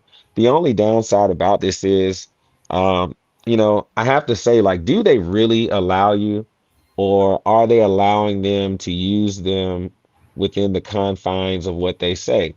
Now, the reason why this question is important, I'm going to actually double back up here to Mr. Kenny Carr, because something that I did not touch on, and I kind of glanced over it, but uh, I hear that my uncle here, Mr. Kenny Carr, may have been at Mr. Patton's funeral here recently. And I believe that word was sent from our illegitimate, corrupt sitting bishop, who technically is not even a bishop because Bishop Grace was self-proclaimed. But that's neither here nor there. The point is, um, how dare you attempt to control a gift that comes without repentance, as if you really are God, or if you have some type of sovereignty over a man who has his own personal relationship with our Heavenly Father, one who the Ruach Kadesh lives on the inside of. Um, it's shameful.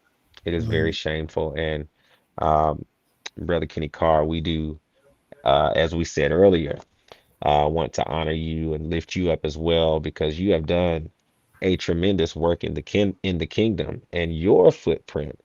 spreads far beyond the walls, the confines of this organization, the United House of Prayer for All People.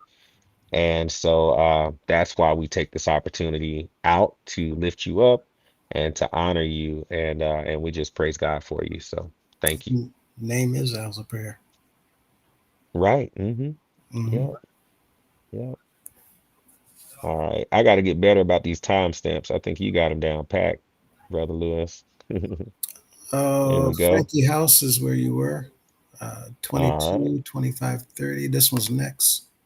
Got it. I see it there. You can't bully a legend. If anybody watched it and allowed it, they're cowards. Absolutely. And that's the point that I was just making.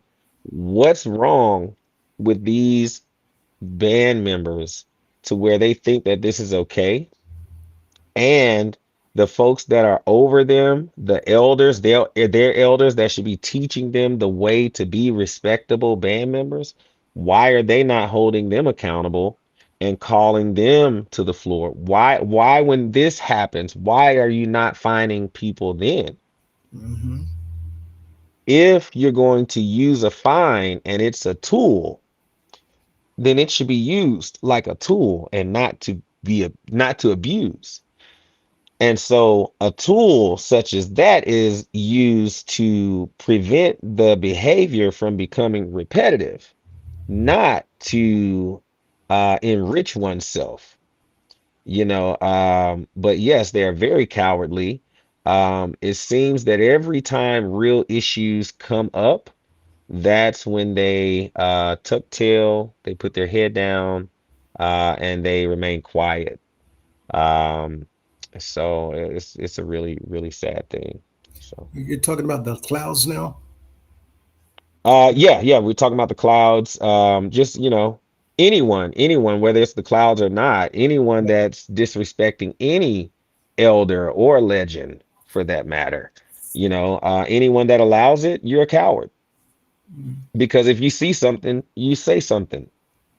You don't let a young kid smack up on an elderly member that's trying to sit on the bench on the side and mind their business, but because maybe it's not your kid, or you're just going to keep walking and not say anything, and they're saying, "Hey, stop it, leave me alone, where's your mom?" And you're just going to keep walking because it has nothing to do with you.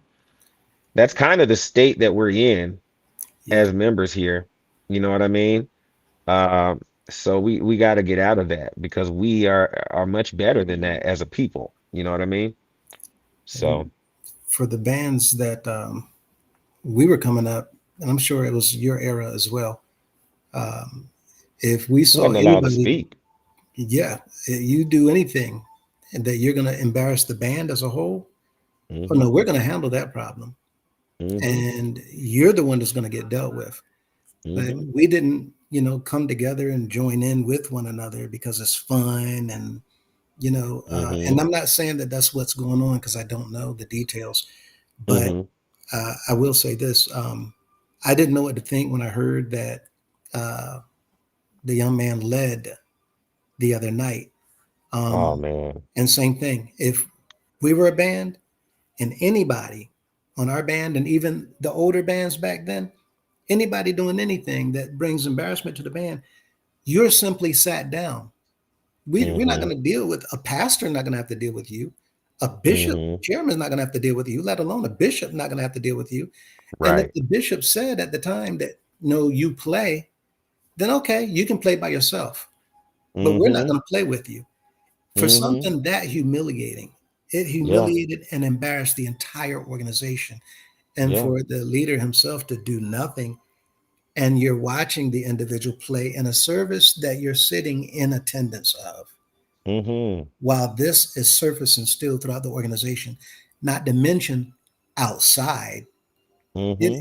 it's just without words. So, band members, as well as choir members and any other auxiliary, it would behoove you guys to begin to stand up so that you're not humiliated whenever false or corrupt leaders put you in a position to where your whole auxiliary, your whole club is going to be looked at by anybody that sees that type of behavior. So now I'm hearing nothing but all kinds of negativity about the clouds. People saying, yeah, they can play, but I don't want nothing to do with that no more. And Hmm. that's what's going around. So whenever you put up with any type of behavior like that, I could care less what, and these aren't personal grudges. It's just a form of respect. Absolutely. You got something And going on like that, go ahead. if any of them,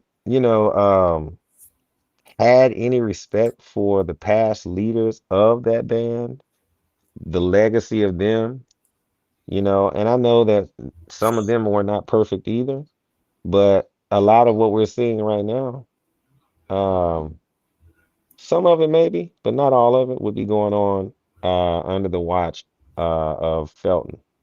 Mhm. And Felton was very protective of the youth, especially towards the end of his tenure. So it's just really unfortunate, that, like I say, that this is the state of our union. So it's just really unfortunate. Yeah, it So is. yeah. All right, next one we got Jay Banga. He used to in VA a lot back in the day. Are we talking about Billy Boy? I think we were talking about I know you're not saying he Yeah, used the to drop parades in the Virginia. yeah, you're not saying he used to drop the his staff, are you now? You know. That baton. Yeah, yeah. Look, let the past stay in the past. On that one. Mhm. In Jesus' name we pray, man. Yeah, we did. We got a couple prayers in there today while you were out. May the Most High provide you with all that you need to finish the work you have started. Thank you so much, Miss Zalika. We greatly appreciate you. Mhm.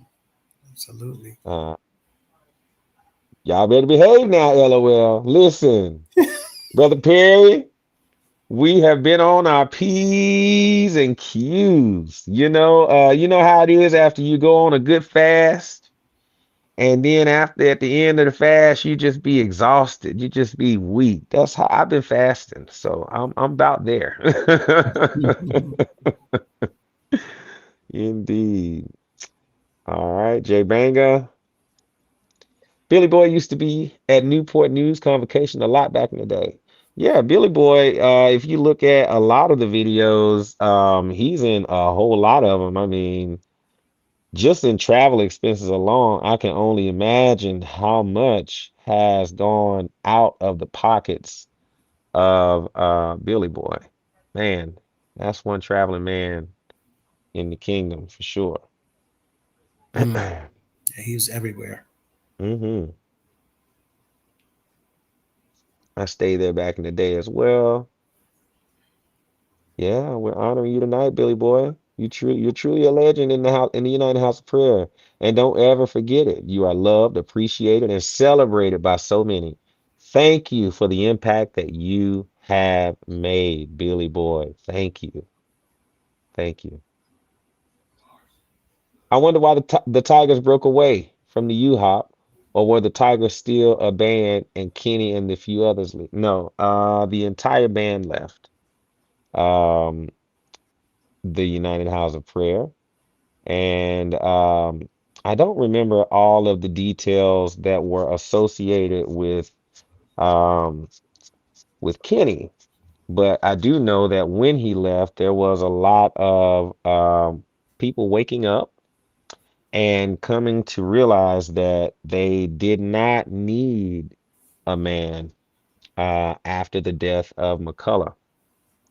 But the death of McCullough was so devastating because of how much harder then compared to even now most believers believed. Now, we do still have that level of devoutness here, but it's something different back then.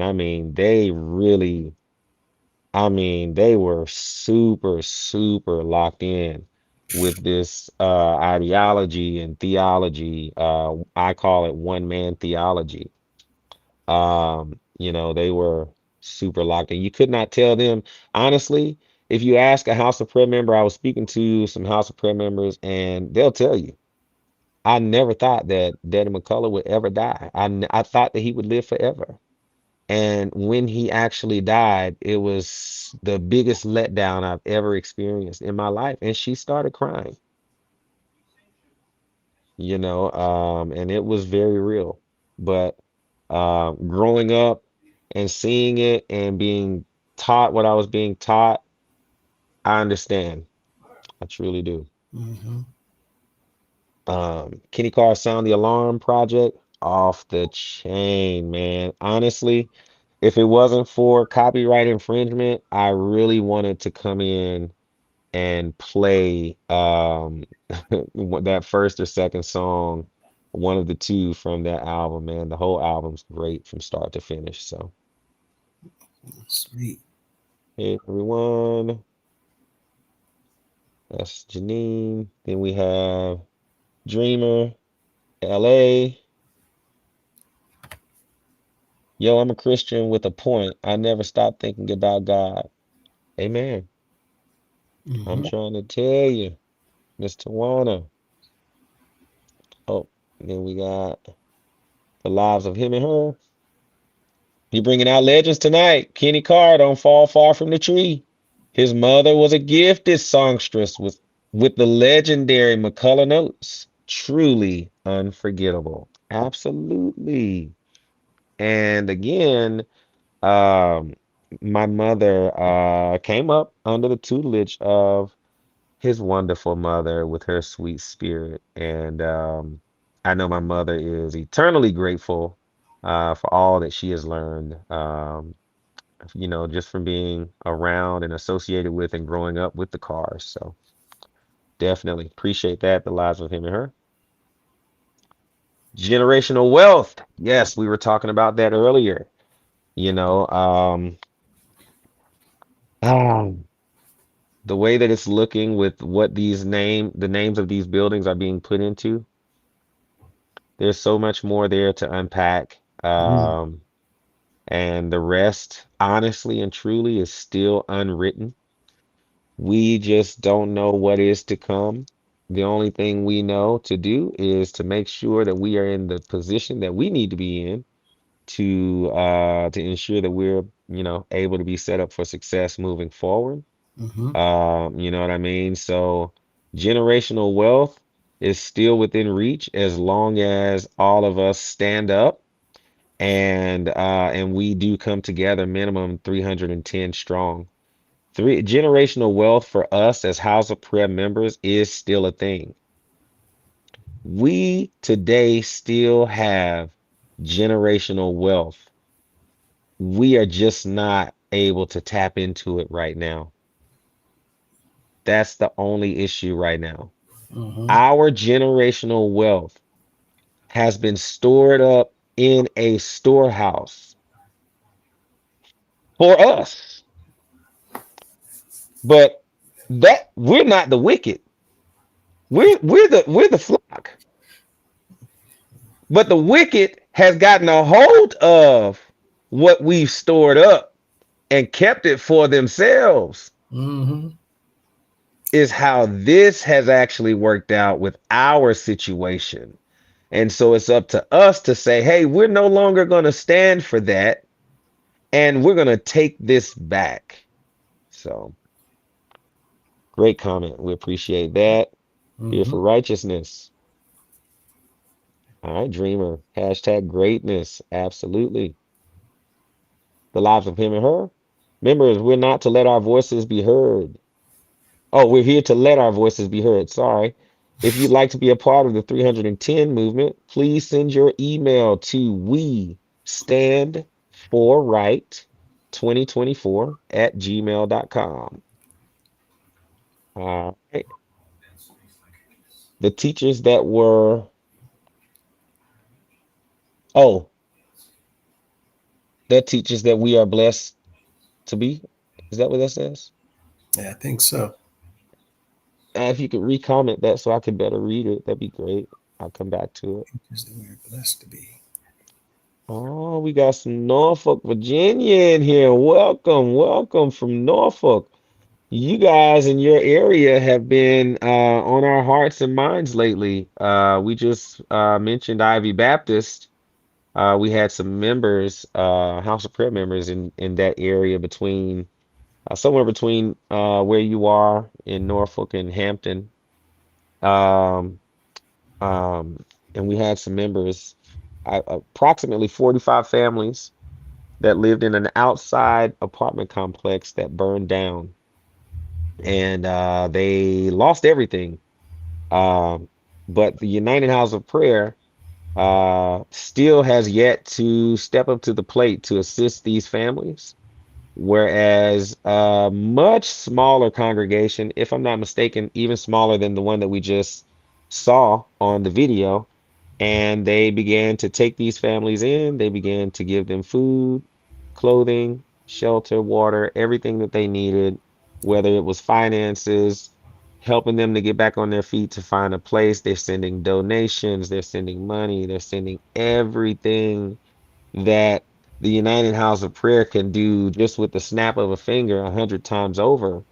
And we're being made to look like the little guys on the block when in most cases, I'm going to even reach so far as to say in probably all cases, this organization is the wealthiest. So, yeah. Absolutely. Here for righteousness. If people fear hell for questioning an organization, that's not faith. It's fear. The United House of Prayer needs theological and financial reform. Absolutely. That part. We do. We do. We need reform from top to cotton picking bottom. Hands down. Undeniable. All right. The lives of him and her. Stop, you hop. Who are we serving? Are we truly serving our community? We must do better. Join the movement and help us make a difference. Send your name and email to we stand for right 2024 at gmail.com. Hey there, Brother Lewis. It's good to see you. Watching from Batesburg, South Kakalaki. Come on, Batesburg. Lackey. Mm-hmm. Y'all country, y'all. You know one thing they say down in South Carolina a lot. They say, "Yeah, man. Yeah, man. I tell you, man. Yeah, man." Uh, Virginia's. I can't remember. Like talking about it is what they say. Tell you like Hmm. talking about it. Everything like talking. Mm. Ah, the lives of him and her. Shout out to the great state of New England. All the New England states. Shout out to ya. Hmm. All right. All information submitted to the email address will be held in the strictest confidential and in the strictest confidence and treated as strictly confidential. Again, that email address is we stand for right at 2024. I'm sorry. We stand for right 2024 at gmail.com. Had to get that right. We stand for right 2024 at gmail.com. Solid. Blessed to be a blessing. Amen. Here for righteousness. Welcome, Brother Perry, in the great state of South Kakalaki. Brother Henry Dime sent email. Solid. Glad to welcome you into the fold. Hmm. Really do appreciate you. You are so needed. And your one vote is just as strong as the 310, Hmm. and it is needed. I'm so excited to be able to say that I'll be moving forward with you and all the other individuals here that are going to move with us as a united front so that we can not only save but restore this organization. Solid. That's right. Amen. Very nice church. Oh, yes. Very It's nice. beautiful. Beautiful. Yes. The lives of him and her. This is what love looks like. Jesus is love. Thank you. The Park Church and Bishop Claude Alexander for your vision, leadership, and commitment to serving the community. Hmm. How charitable of you. Hmm. My goodness, to do what you're actually called to do. So what do we do here? Because like this is just normal. This is what they're supposed to do, right? Mm. That's like a father, right? Or a mother who has children that are a car rider. You have an obligation to ensure that your children make it to school every day, whether they ride the bus or not. If they ride the bus, if they miss the bus, you still have to get them there every day. And if you do not, then there is a penalty, right? Mm. Hmm. There is a penalty. What were you about to say? Um, Not to draw too many comparisons, but I Sure. just noticed that this is a young man that has the title of bishop over at the Park Church, and it just Mm-hmm. makes you wonder what is he doing as a bishop versus what Mm. Mr. Cunningham is doing as a bishop, and why Mm-hmm. does it look like he's getting so many more things accomplished Mm-hmm. with the small amount that he has Mm-hmm. versus why we're not getting anything accomplished with the large Yeah. amount that our bishop has? Just another point. Right. Right. So true. So daggum true. Hats off to Bishop My. Alexander. Yeah, for sure. For sure. For sure.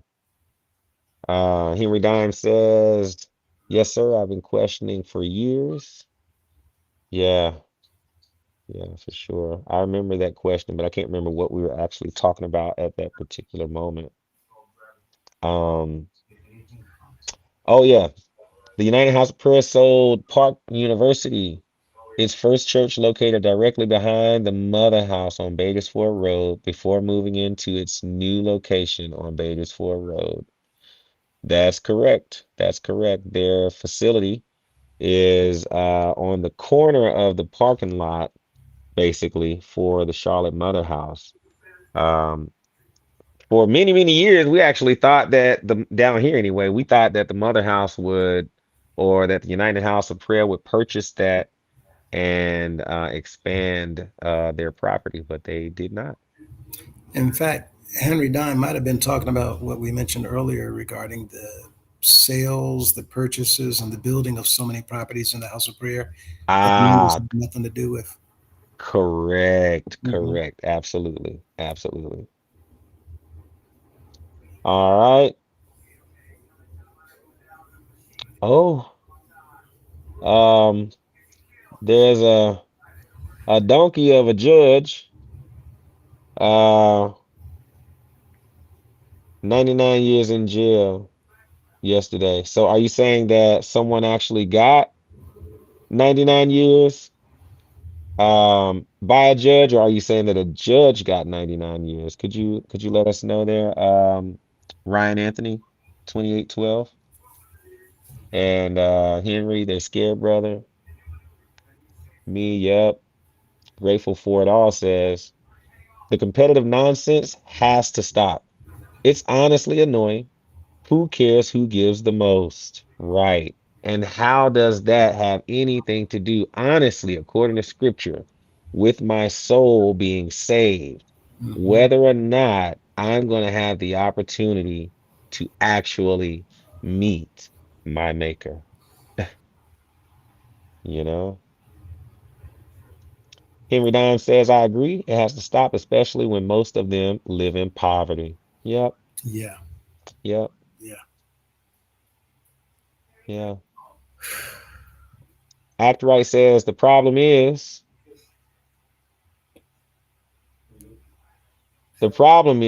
or the question is, okay, hold on, here we go. The problem is, or the question is the bishop qualified to make the correct financial decisions? Does the bishop have good qualified people to assist him in making the right decisions? Does he have an adequate cabinet? Does he have a team that's going to properly advise him in the event that he is not skilled enough to make the right decisions as it pertains to an organization? There's Yes. supposed to be a team of advisors Hmm. that are going to help him to ensure that he does not derail. Go ahead.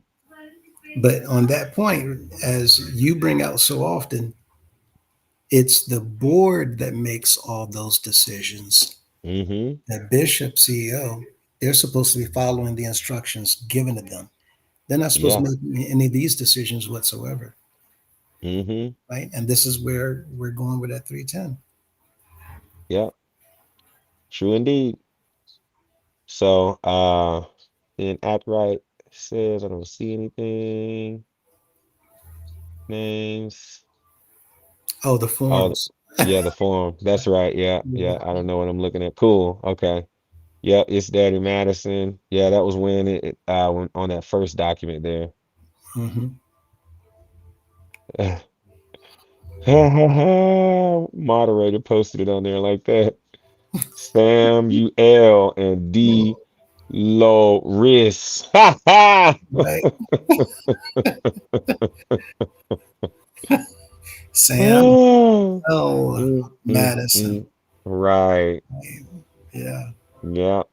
Yep. Mm-mm.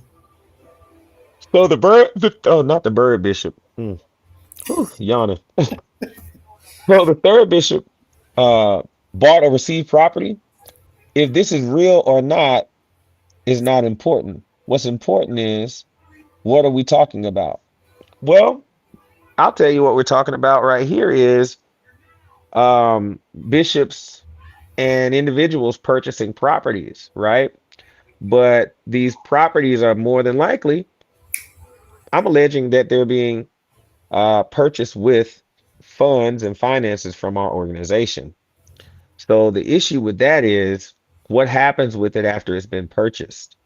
We don't know anything about that particular location, nor the address that was actually listed on that document. It's completely untraceable. We have no idea what it was, what it went to, who it went to, where it went to. And on top of that, there are other documents, because this story here is actually going to lead me to come back to another document. right in the Charlotte region, they're giving away 24 acres. I'm sorry, 30 acres. We have 24.7 acres that was purchased by the C.M. Bailey Trustee Trust Fund right before he passed away. Well, now that empty lot of land, prime real estate, is sitting empty because since he's no longer with us, he's not able to build on it. So, what we're looking at is a lot of money going out because this is a very expensive piece of property. But then when you look further, you find out, oh, wait a minute, there wasn't actually any money that went out. They convinced someone to sign over this property to them. Mm-hmm. And so you see a lot of transferring of properties, or it's been entrusted to the organization. And um, under what terms has it been entrusted? What promises were made? Was it supposed to be entrusted for a certain amount of time and then come back, or was it supposed to fully be consumed by the organization? Because what we're finding is in certain instances, they use the Constitution to say, hey, yeah, we'll use this building. Yeah, just go ahead and just put the church name on the outside and, we'll just use the building, right? But the member not understanding that once you put the name on there, then they can take the Constitution and say, hey, he put our name on the building, and our Constitution says that once you do that, then the building belongs to us. Now they can take you to court. No one's knowing that they need to dispute the Constitution or that it is actually illegitimate. And so then the court says, hey, man, this is really dumb. This is really crazy, but this is your governing document, so we're going to uphold it. And then they drop the gavel, right? Mm-hmm. So now you have someone, they're thinking, hey, I'm going to give this to, Bishop such and such, and I'm going to let them hold on to it since I'm sick, and then, I'll get it back when I'm better. Or I have this going on. Maybe I want to hide some land. So I'll write it over to the organization. And then after I come out of this situation, then I'll have the organization to give it back to me. Well, good luck getting it back. Yeah. Because that's what's happened with a lot of these folks. They end up getting into these lawsuits with the organization to try to get their property back, and they can never get it back. Right. Because, first of all, no one is actually coming and saying, hey, we got you right here, this Constitution. It's not binding because it's illegal. Mm-hmm. That part. People, this is what we are doing today. This is what we are doing today. We are saying you cannot force us to abide by an illegitimate governing document. It was not ratified or voted in by the people, so you cannot force the people to abide by the contents therein. Any of Got them. it? Absolutely. Yep. Absolutely. Yep. So now that you just learned that little tidbit of information, how about we do this? Because I'm sure that that's enough to anger anyone. Go ahead and send the email. If you don't like what you just heard, if that bothers you, then what I want you to do is I want you to just pull out your email right now on your cellular device, on your laptop, your tablet, your desktop, and just go to the website, to the email, your inbox, and compose an email to we stand for right 2024 at gmail.com. Now, when you send that email, what we need for you to do, really just keep it simple. You can just send your name. If you want, you can send your phone number, just send your name. That way we can get that over to the outside regulating agencies and to the secure facilities that are going to handle and manage that for us. And so basically, we just need to be able to ensure that by the time outside regulating agencies are officially moving and there are boots on the ground, we are, I mean, planted We are so foundational in the fact that this organization must continue to stand, that no matter what they do when they come through here, this 310, this foundation is so deeply rooted that it's unmovable, unwavering, and the only choice we have to do is to give this organization to this governing body because they are ready and prepared to do the work. That is what we are doing. Mm-hmm. That is the entire point of this campaign that we're doing this week, to make sure that we all know that we have one final chance to make this right for our children, for our children's children, for our children's children's children, for our children's children's children, and their children. I am a fifth generation house of prayer goer. Wow. Wow. Fifth generation. So, with that being said, that's why this is so important for all of us. And to sit back and do nothing is to say all of the years of generational wealth that have been kept and withheld from us. We are stamping the paper with a stamp of approval and saying, hey, you've gotten us for everything, but we don't mind if you go ahead and just not, don't just get us for it all, but just take it, run off with it, keep it in a secure location where we never know anything about it, and make sure we never, ever, ever benefit from it. If we ever fall on hard times, make sure we stay there. Keep our money over there, because that money that's supposed to help us is for something else, not us. Mm-hmm. That makes no sense, but that's what we are doing. Mm-hmm. And it's self-sabotage. We are shooting ourselves in the foot. We are cutting it off, however you want to look at it. You know what I mean? So, but yeah, let's get back to the comments here. Great comment there too, by the way, Act Right. All right. So is the secret. So this is a secret property that the third bishop rents out because if his family lives there, we would know of it. Well, the thing is, well, not necessarily, number one, but number two, I mean, and this is the proof right here, because right now we don't know what happened to this property. If it was a way for us to know, we would know. Right. We would know right now.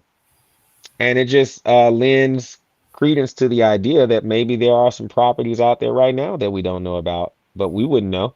Mm-hmm. We wouldn't have any way to know because we wouldn't know to look for them, you know? So, Look at how difficult it was for us to find what we found already. oh And we know man, this is just the tip of the iceberg, definitely, right? definitely, definitely. Act Right 7010. I really enjoy you all. Oh man, that warms my heart. I am a new content creator. I am also a student to this, and so I really appreciate that. I'm certain Brother Lewis appreciates that, and I know for a 100%. fact Miss Mintz definitely does. So we really appreciate you, and thank you for, coming out and engaging with us. We definitely appreciate that. It means the world to us. Mm. I want to know what date the hop in Huntersville was filed, because um, literacy was not big back in the day. So check this out. It's funny that you bring that up. I will tell you about the documents filed in Huntersville because we do have them. Um, and you are correct. There are people on those documents who are illiterate, unable to read, unable to write. And on several documents where the individuals, these are apostles who preach the word, on several documents where they were to sign their name, rather than signing, they sign with an X, and then the clerk of court writes next to it and says, um, John Doe signs with his mark, because it'll just be an X on the signature line. Yeah, go ahead. With that said, so that everybody understands what he's getting at, it really lends the impression that the people in that era were hugely taken advantage of. We don't know whether they were told Yeah. to sign here and this will happen, or sign here and that will happen. What it is looking like is that they had no clue, no understanding whatsoever of what it meant to sign on these documents, which further indicates the likelihood is that people within leadership roles or working with leadership roles were completely taking advantage of people because of their lack of understanding what those documents were, and ending up with properties that individuals did not know they were signing over. And remember, in the Constitution that he's talking about, the Constitution's House of Prayer, there is a clause that says any property that was used for the House of Prayer, it gets absorbed and is now owned by the House of Prayer. And that's why so many people go to court and they don't win, because they use these clauses in the Constitution that our members don't know about in these agencies and in the courts to enforce their, what they call their right to obtain or to hold property. And we all know that possession is 9/10 of the law. So lastly, as we try to go forward with the organization, we can reverse and go back and undo the damage that these null and void constitutions have done, because we're actually challenging the Constitution itself. And what he Yes. was talking about earlier is by doing that, now the damage that's been done to certain people and their households and their generations, Mm-hmm. those cases can come forward again to Yeah. perhaps even look into retrieving that property back, plus interest or value that has accrued up until this time. Absolutely. Absolutely. That's huge. That is Mhm. freaking huge. Huge, huge, huge. Also, our other moderator and host, Miss Mintz, had to jump. She has an early day and she is a wonderful mommy. So hats off to her as well for doing the work. Yeah, she is. Yeah. All right. And then I see you there, Brother Lewis coming in just saying hello. Go down some more. Yeah, beautiful church too, Brother Lewis. Mm-hmm. Couldn't see the names. It was kind of small there. Sorry about that. I'm gonna be looking into a different way where I can maybe like blow up some of the pictures when that's the case. But again, I'm just kind of filling out this program. I'm learning it and I'm enjoying it. It's super fun. So definitely glad to have it be a part of our experience here. All right. Mm-hmm. Okay. Talking about Billy Boy, Billy Boy. I'm not putting that up there about no drop baton. We forgive you, Billy Boy. We love you.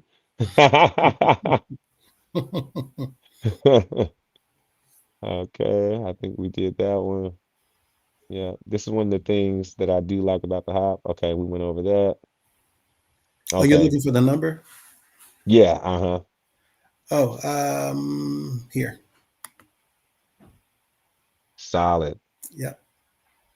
Yeah, okay, so that I was just there. So they actually repeat after that. Okay.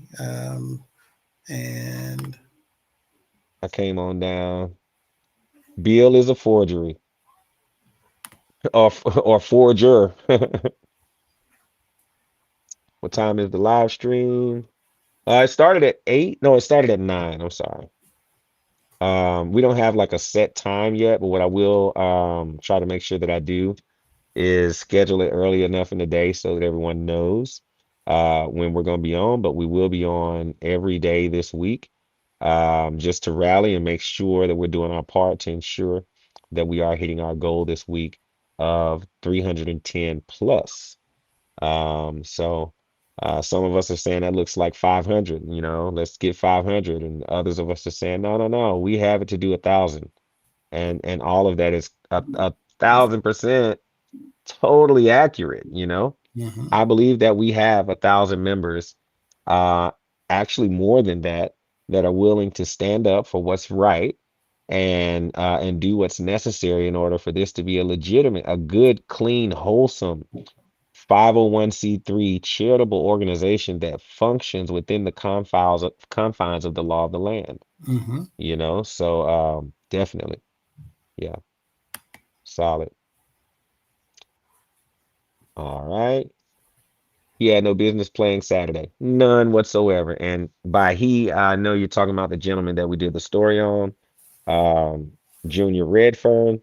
He definitely should not have, but I'm gonna even go so far as to say this.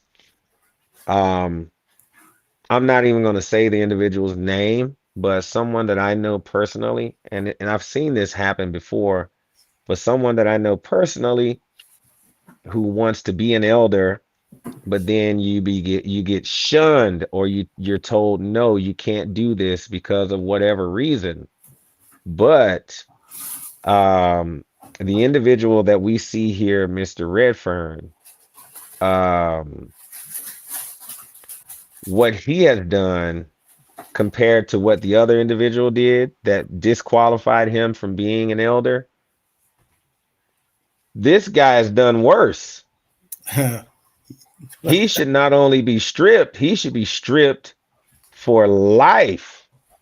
It should be Understatement. almost like a permanent disbarment, like for an attorney, Mm-hmm.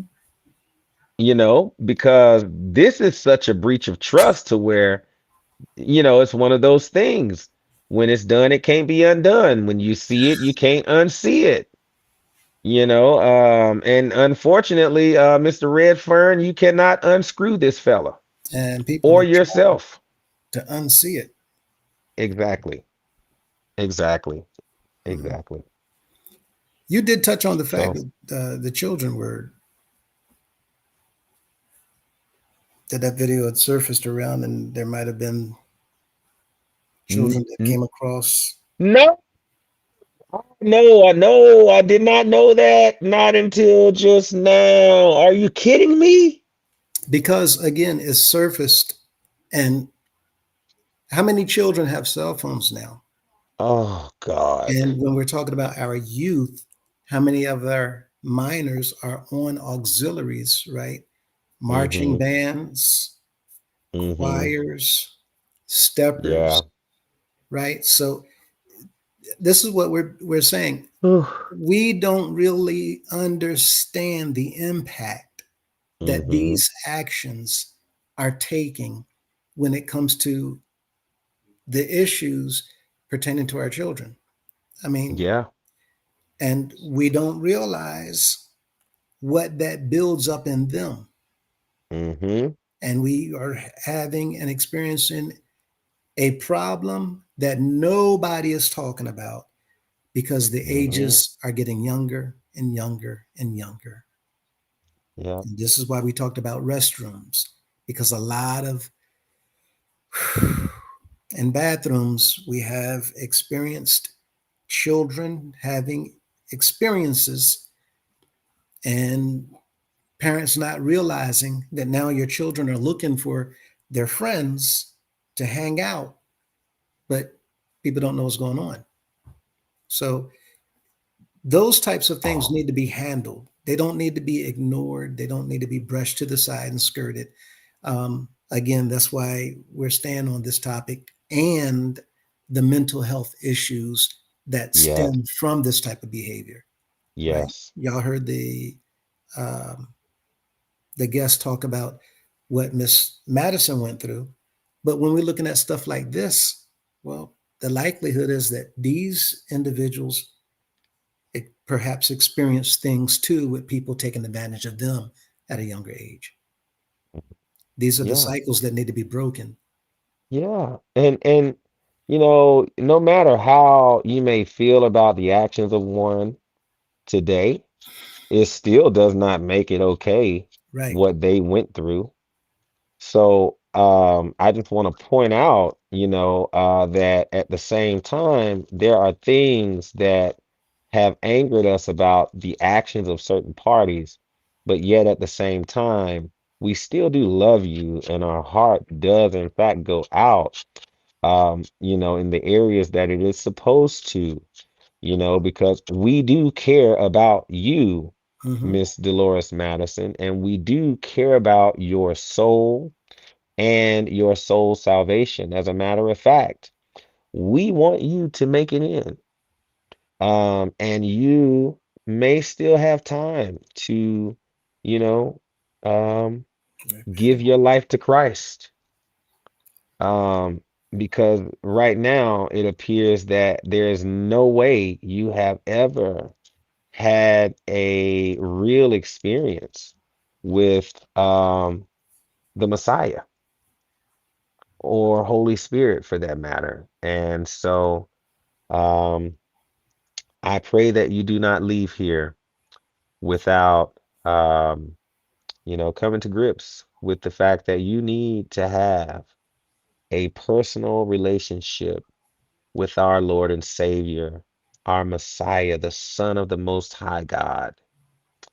And so I think of you in that manner, Miss Dolores. Can you I don't just imagine? clown you. I really am concerned.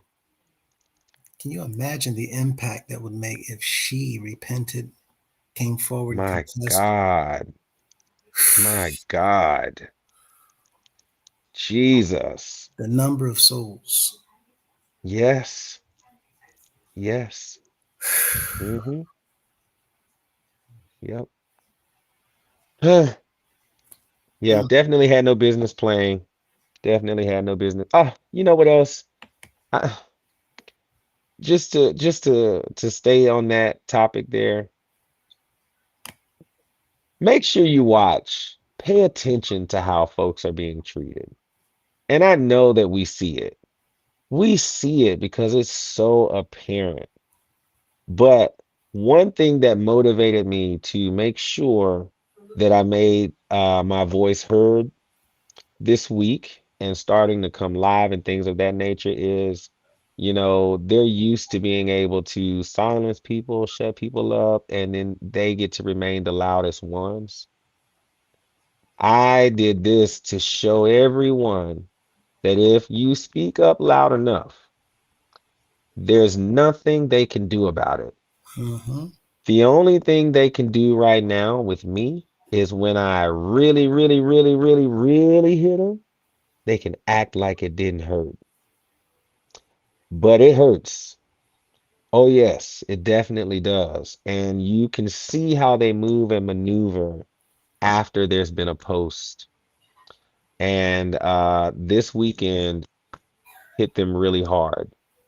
It did, Yeah. but rightly so. And, this week we're going to hit them even harder because at the end of the day, um, you just got to call a spade a spade. And unfortunately, you're not a spade, you're a counterfeit. And so I guess that means I have to call a counterfeit. Mm-hmm. So solid. All right. So, okay. So what if they can play? Who cares? That's ridiculous. So what if they can play? Oh, I see what you're saying. So what if they can play? Right, right. So what if they're gifted? So what if they're talented? If you're dirty and you're not living right, your hands are dirty. Absolutely. Uh-uh. You need to sit down. Um, I had a conversation with someone this week about myself, and I noticed some comments in here. Um, people were putting random stuff in here. They were trolling like, "Oh, he's just mad because Jacques sat him down and Jacques won't let him preach, and he's just angry about that," talking about me. But the difference is, I'm actually ordained, I'm licensed and ordained, and Jacques has no power over my ordination. He actually cannot tell me to do anything. I have leaders and I listen to them. And so ultimately, at the end of the day, um, he's just spewing hot words. I don't, anyway. Yeah, does anyone have integrity or morals anymore? Geez, exactly. That's the thing here. You have to be integral, especially when you've been put in a position where you're supposed to be the overseer, or I like to refer to pastors as the under shepherd, because we only have one shepherd, Mm-hmm. you know. So as the under shepherd, God has entrusted you to watch over, look after, the well-being of these folks, souls, make sure they're being fed properly, it is getting really, really, really hard to find. It is becoming a hot commodity. So Right. Looking for truth. yeah, what happened to morals and integrity? Exactly. I mean, not just that, but common sense we know ain't common. So Mm-hmm. all right. Miss Maria Perry. Mariah, sorry about that. Miss Mariah Perry, 9855. So the 310 movement is the movement that we are a part of right now, where we are rallying minimum 310 members of the United House of Prayer, whether they are currently active or past members, to come and stand with us, unite with us so that we can be that foundation that's unmovable, that would allow us to be able to still move forward as an organization once the outside agencies come in to start doing their investigations. The reason why that's so important is because there is so much that's going wrong with our organization that if we don't have a governing body for them to turn the organization over to, then the House of Prayer as we know it will cease to exist. But the sad part about it, if we go that route, is that it's not like a restructuring or a foreclosure or anything where you just get to change the name and you start back as business, business as usual. No. What that means is there will be nothing. Everything that this organization owns will be taken from them, sold off. And on top of that, the revenue does not come back to us. That's why it's important to get a hold of wherever these trusts are paying out to, because those are supposed to pay out to we the members. Mm-hmm. But if they take all of our property and then you have trust that has revenues in it that comes from us, well, then they get to get off scot-free. And we're just, out in the cold. So the 310 movement is the governing body that is attempting to unite, so that we are in place and ready for whatever play we need to make as a body to ensure that we're doing the things that we need to do to make sure that we are an upstanding 501c3 organization functioning within the confines of the law of the land. So that's pretty much what it is. So pretty much what you got to do is just send us an email. It's on the ticker down here. The email address is we stand for right 2024 at gmail.com.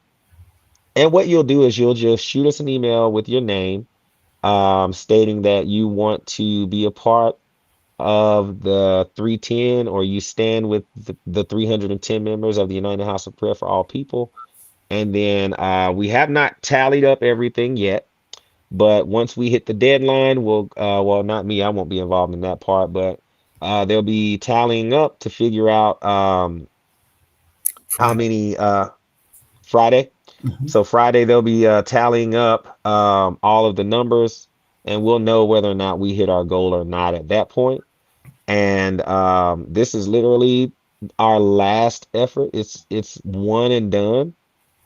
We've been rallying for months and months and months, saying that this time would come, but we are actually here now. And if you haven't believed us before, it would behoove anyone to believe us now, because it's about to be too late. And then we will be without, and we won't have anything that's physically or tangible. Like, we won't have the buildings, we won't have any trust funds to be able to say, hey, you have to give that back to the people. It'll just be done, because those funds won't even have an organization to be associated to be returned to. Mm-hmm. That's the point of the leadership, the current leadership, hoping that this entity is dissolved because it relinquishes them from having to answer to their wrongdoings. So keep that in mind, please, please. Hello, everyone. Hey there. Good to see you, Miss Corrine. Logging off. Appreciate the work being done. Absolutely, Henry Dime. Bless you. We really appreciate you, and we will catch you on the next go round. Henry Dime, 310 strong. Yes, sir. All right, Miss Corrine. Who is the gentleman in the picture? Oh, yes. This is actually a picture of Mr. Kenny Carr from the McCullough Tigers. And we just did a segment on him earlier, honoring him, lifting him up, um, and just talking about a situation that transpired with him. Well, first of all, I wanted to talk about my experience with him, which has been phenomenal as a kid, just being able to watch him and how he moves and how he does things. Great, great, great, great experience. But then we were talking about the fact that he was not allowed to play his horn at Mr. Great Pat. Greg Patton's, yeah, Mr. Greg Patton's funeral. Um, at the um, at the strict command of Mr. Cunningham. So just awful. Just trying to um uh, he's out of his jurisdiction here ultimately. And he needs Grudges. to stay in his, yeah, he's got grudges, and I don't even think he has a grudge, to be honest. I just think it was an attempt to humiliate someone who has left the organization Mm-hmm. that's doing well, and you're upset that the wealth that he has been able to attain by leaving the house of prayer where he is today in life, he wouldn't be there had he stayed here. And you're upset about the fact that he's been able to progress. Mm. You weren't able to hold him back. Madison wasn't, Bailey wasn't, and now you aren't. And it gets under your skin a little bit. Well, you know what? Cunningham, kick rocks. Kick rocks, dude. All right. Thank you. All right. The lives of him and her. Members, we need your support. Join the 310 movement to make your voice heard. Change is possible. Send your name and email to get involved. Email address is we stand for right 2024 at gmail.com. Mm-hmm. Yes, yes, yes. Oh, okay. I see now. Miss Maria Perry. Solid. The video was circulated within the school where he was employed. Oh my goodness, he will no longer be employed as it. Did this not make the news? Are you kidding me?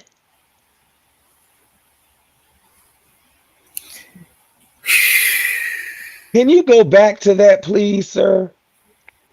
I don't even want to have Brother Kenny up here with this type of foolishness. Um,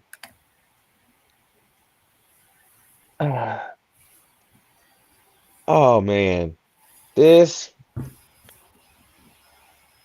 Bishop Cunningham, how is it and why is it that this individual is still allowed to function or operate within this organization?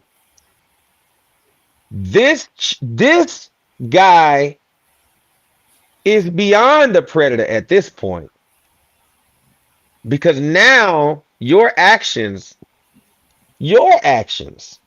have landed your illicit photos and videos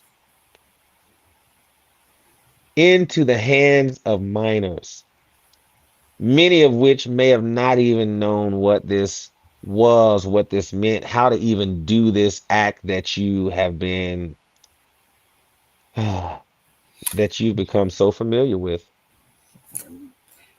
This is what I was talking about earlier.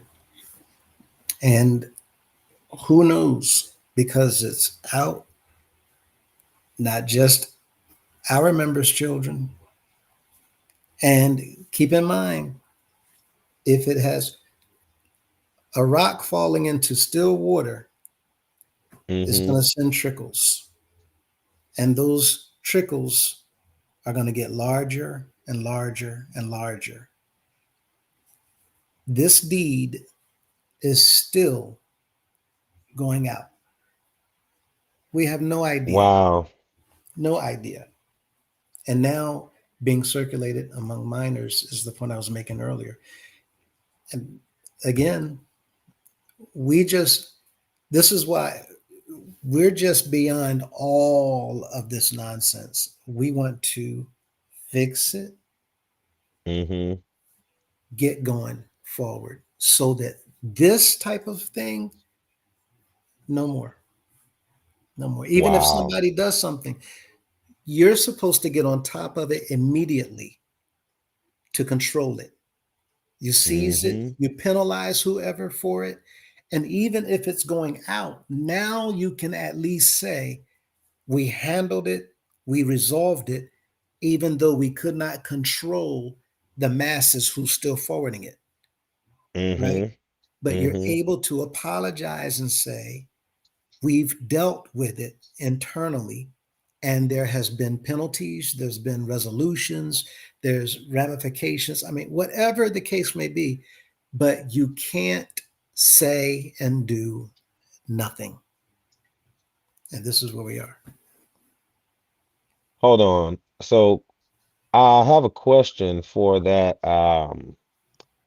What is Brother Redfern's first name? He's not his first name isn't Anthony, is it?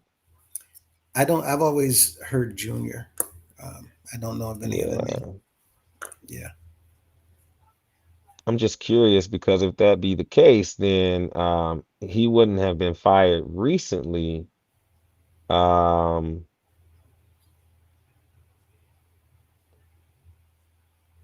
oh, wow. And if this is true, if this is true, this piggybacks our point that even if it is an old video, it does not matter. We've seen celebrities going about doing what they do, and something surfaces that came up 30, 40 years ago. But because it is now in the public eye and the public now seeing and learning about it, people's their uh, people's shows have Sorry been about that. canceled. Mhm. I just sent you an Shows have been email. canceled. Okay. Networks have been canceled. Haven't gotten anything yet. Okay, I sent it to the We Stand for Right, Oh, and it just has the actual news article. okay. Maybe you can bring that up on the screen. I'm not sure, but this here happened in 2019, but that would mean that would have been for the video um that would have went out in 2018, the video that everyone thought that this one was. Then he would have been fired in January of 2019 for that. Because for this particular situation, that's exactly what happened. Okay. 15-year-old daughter received the inappropriate messages from a close family friend, according to WSOC TV Channel 9 Eyewitness News. Um, at that time, Redfern would have been 35 if this is him. But it says she said 35-year-old man was working as a monitor at Whitewater Middle School when her daughter was a sixth grader there. She said the text message thread started innocently enough, with the man asking about her daughter's homework, but he then followed it up with a question with clear sexual overtones. And I said, "What is it? What is that?" he said. And she told me what he said. The mother, who didn't want to be identified, said, all right, it was clearly over the line. Eyewitness News reporter Mark Beck said, definitely he's a grown adult. He knows better, she said. Um, so basically he's making sexual comments to a minor, 15. And also, I don't care if you're under 18 or not, you're still a kid, but it just makes it that much worse because she's Mhm. also under the age of consent, you know. It's crazy. But see, again, this goes right back to, no matter how long ago. This is why in AA, Wow. they say once an alcoholic, always an alcoholic. Now, before anybody says anything pertaining to what I'm trying to say, we know people do stop something and leave it until they depart and may never go back. Mm-hmm. But as an alcoholic, it is embedded. That individual knows that one sip, I can revert just like that. And now I'm going through all the emotions. So the hope is to not take another sip at all. Cigarette smoking, to have that last cigarette and never go back again. The hope is Mm-hmm. that when we turn away from a lifestyle of sin, it doesn't even anything, lying, Mm-hmm. gambling, anything, that you don't go back. Problem is, there's no guarantees. And that's why we Yeah. talk about judges being vetted, right? You're not going to get a job as a judge on the bench if they find anything in your past going back several years. In the pulpit, that's an honorable position. You shouldn't be put there at all. So, situations like this, not just here, anywhere, you should jump on it, deal with it, take care of it, irrespective of who it is, where it is, and who else might be involved, which is why the word tells us our Father is not a respecter of persons, and we should not be either. So, but you got children that's being subjected to these types of things, and this is why it's so detrimental for Mm-hmm. parents to get involved, for people to not be silent about things like this, speak against it. The more people don't get involved, the more things continue to happen. The only thing necessary for things like this to take place is for people to sit back and be quiet about it. But the more you speak out against it, then that gives those individuals in positions of authority to do something about it. Most of the time, politicians get involved because there's a list of people on a petition saying, we don't want this. And they understand the Mm-hmm. power of a list because these people are saying, we will vote you out if. So they get on it. Mm-hmm. But no Mm-hmm. list, the politician's not going to care about this, that, or the other if Right. nobody's interested, right? Mm-hmm. Yeah. So Maria Perry says, oh wait, so what if there isn't enough people to speak out? Is it not allowed to try again or keep trying? Well, I'm gonna answer this in two parts. Speaking out only takes one person. So now as a collective, as a group, as a body for what we're doing here with the 310, um, this is a thing where we've been doing so much to where we've done everything that we can do. And unfortunately, this is not a situation where we can redo. We are at the point now where the regulating agencies are ready to act, and we need to be prepared because they are coming and they are coming swiftly. And so we just need to make sure that we're right. If we miss it, then we're going to be looking at, you know, potentially having governmental agencies coming in and saying, "Oh, you guys aren't ready. You guys are not prepared to to handle or to bear the weight of this organization. You don't have what it takes, so we're going to close it down. That is a very real possibility. Um, but honestly, we have been putting in countless hours day in and day out, you know. So it's to the point now where it's like we have it to do it. It's not a what if there isn't enough. It just has to be enough. And because there is no redo. This is the redo right here. This is why we're on here campaigning the way that we are right now, because this is our opportunity to redo it, because we've missed every other opportunity that we've had to redo it, whether it was the General Assembly that just passed or the other two prior to that. So we just want to be mindful because this is not something that we can procrastinate on or drag our feet or maybe be on the fence. If you're on the fence, just go ahead and make the decision, send the email, because more than anything, you want the organization to be here as we do. And we're going to work with you, and we hope that you're going to work with us, because ultimately at the end of the day, this whole movement here is about preserving the organization. So just wanted to make sure that I was very clear on that. But did you have anything that you wanted to add on that? Um, as he, as well as Ms. Mintz and others continue to say, um, we don't want to give the impression, of a false flag type incident. Um, it's not guaranteed. We're not saying that they're coming, they're going to shut us down, and we need y'all to act. We're not trying to instill fear. That's what the other side is doing to get people to not do anything and continue following them. Um, Mm-hmm. we're simply showing you what the highly probability is. Um, it is highly probable that they're ready.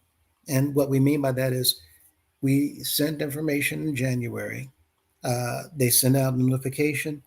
They wait 3 to 4 weeks for a response, and they do this twice. We're beyond that. So any day we can get hit with a notification. We've determined to not do anything, and everything continues to go forward. Problem is, you all have seen the evidence that Golden Boy, Miss Mintz, myself, and others are putting out. We, the impression is they're not going to not investigate. So when they make that determination, we feel, to come in, what they're going to find is the equivalent of a Queen of Sheba type situation. We came because we didn't believe Solomon what we heard. But now that we're here, the half has not been told. And in the Queen of Sheba's case, she was impressed by what she saw in Israel with King Solomon. With this situation, they're going to be blown away by the amount of corruption and criminal activity and all the other stuff. So the reality is, in order for them to assist us to keep it going, keep it open, as he said, who is willing to run the organization and get it in alliance with the law of the land? Because if nobody's willing to do things the right way, according to the regulations, legally, it's a wrap. Now, it's so bad, they don't have to even give us that option. We're just doing this with the hope that they give us that option. That's how bad this is. And as he said, one more thing, he said before, all they need is one thing. They have so much that these types of things should have been done way, way back in the day. So we don't know why they've taken so long, other than people have not complained. People that have taken the House of Prayer to court. Y'all seen the number of times they've been to court. but no one has complained about these non-compliance issues. So we can't state it enough. It's not a guarantee what's coming. It's not a guarantee that they're going to shut the organization down.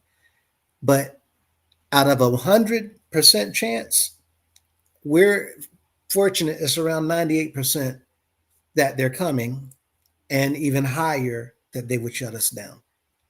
If you all knew what Golden Boy knew and Miss Mintz knows and what we're looking at, we're just letting you know so that y'all will understand. We're not trying to make Mr. Cunningham look bad. We're not trying to embarrass him. He's doing a good enough job of that himself.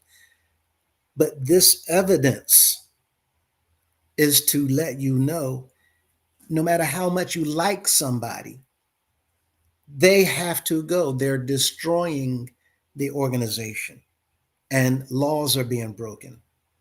And we can't impress upon you more that the individual who's sitting in the seat that you believe the Almighty put there, and this is his servant, how dare you talk against him? The evidence shows us that all of that was a fabrication. And we just need to open our eyes. He talked about common sense and just look at what's in front of us. And if you don't, then you're going to be regretting later. That other point that you made to piggyback on talking about the trust, the way that would work, it's not that this is a grab bag. We're trying to get the money so that we can just split it up and divide it amongst ourselves and the members. Right. It's, Right. Very true. it's a nonprofit. The purpose of a nonprofit is not for us to enrich ourselves. That's why Right. they're coming to shut down if they come in here, because the leaders have been enriching themselves. When y'all Mm-hmm. talk about we're not forced to give the money. We give the money because we want to give the money. No, you don't. You're coerced. Yep. This is coercion. And there are laws written within the House of Prayer literature that they now see the bishops have put there to make it mandatory for the members of the House of Prayer to give them their money and call it love gift. Mm-mm-mm. That's illegal. And Mm-hmm. as a result, they're bound for jail if they come in and investigate and find them guilty, which we already know the facts. Mm-hmm. So his fate is set. We didn't do this to him. Mm-hmm. We didn't do this to Miss Madison. We didn't do this to no one in here. We're in this situation because of what they did while robbing us left and right. So Mm-hmm. now that we know and we're looking at what's happening, we're just trying to tell the members we are not the enemy of the organization. We're the best friend you've ever had. Mm-hmm. Talk about it. The enemy is sitting right there in your face that you're loving and taking your whole pocketbook and just throwing everything and bologna and cheese sandwiches and whatever else you Mm-hmm. got left at him. While he's taken that furlough should have taught everybody in this organization that he is not willing to do anything, not just for the people in here that he calls his children. He's doing nothing outside. So when we look at an Ivy Baptist church or a Park Place congregation, they're embarrassing us by not even trying to embarrass us. They're not competing with the House Mm-hmm. of Prayer. They're not thinking about the House of Prayer. Their mind Mm-hmm. is on fulfilling a mission to be a nonprofit and help people in need. Yep. Our mission has been to enrich the bishop. And he Mm-hmm. sat there a few days ago and said, the money you give to me, I get to spend that as I please. He's admitting Mm-mm. and telling you while coming to take bags full of cash.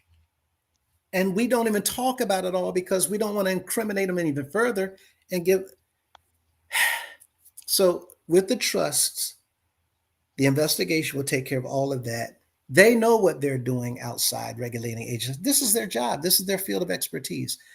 So when they find out all this stuff that we're looking at, they know how to retrieve it. And even though it's difficult to pull it back into the organization, if the organization, like he said, is dissolved, It'll be pulled back into the organization that's being dissolved. And everything will be liquidated, accounted for, and given to other charities. Okay? But everybody done. Now, when we talk about generational wealth, it's not that the money is going to enrich us. Any of the Mm-hmm. assets of the house of prayer can now be used to train, to consult, financial education, individuals that are homeless. That's what our building projects has to tie into, a charitable cause. A Mm-hmm. building project cannot tie into making me more money as a bishop Mm-hmm. or the one sitting above the bishop. The members are not seeing a dollar coming out of these building projects, and it's certainly not going into a mission of this organization. We're telling you all that they are bound to come and shut the organization down. It cannot get any more plain than that.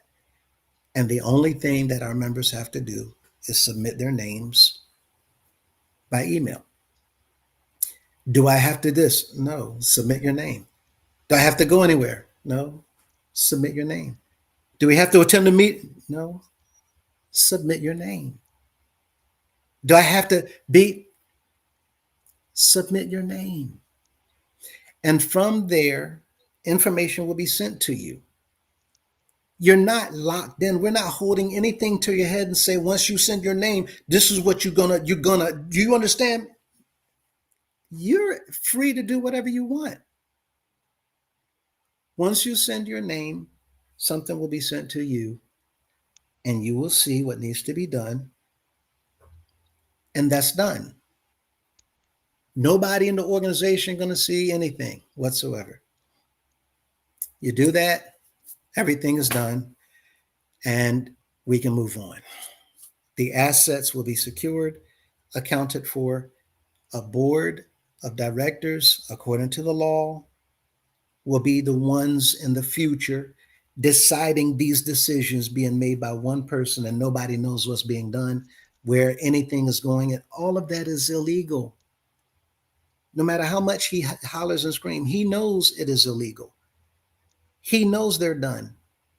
And this is why Golden Boy and Miss Mintz and myself, sometimes we get emotional because we see what they're doing and how people believe in these lies.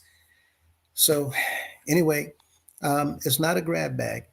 The board of directors, they make decisions. And a part of those decisions is anybody that's been hurt by the organization, okay, here's a meeting. We're going to rectify these cases, these situations, people who need help.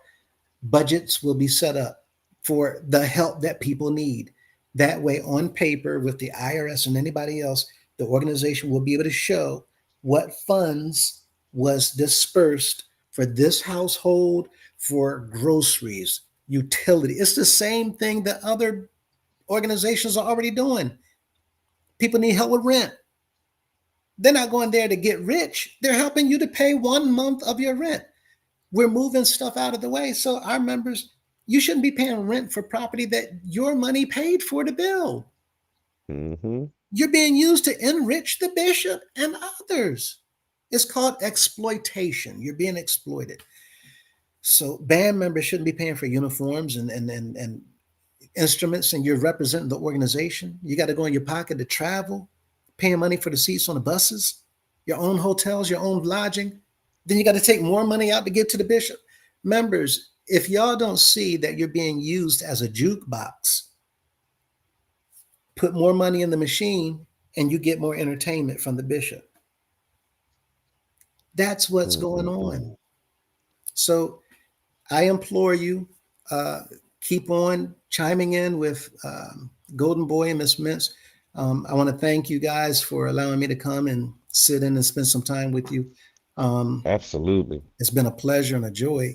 I didn't want to take away from what you all are doing. I've heard nothing but, for the most part, compliments. People are loving the idea of what we're doing.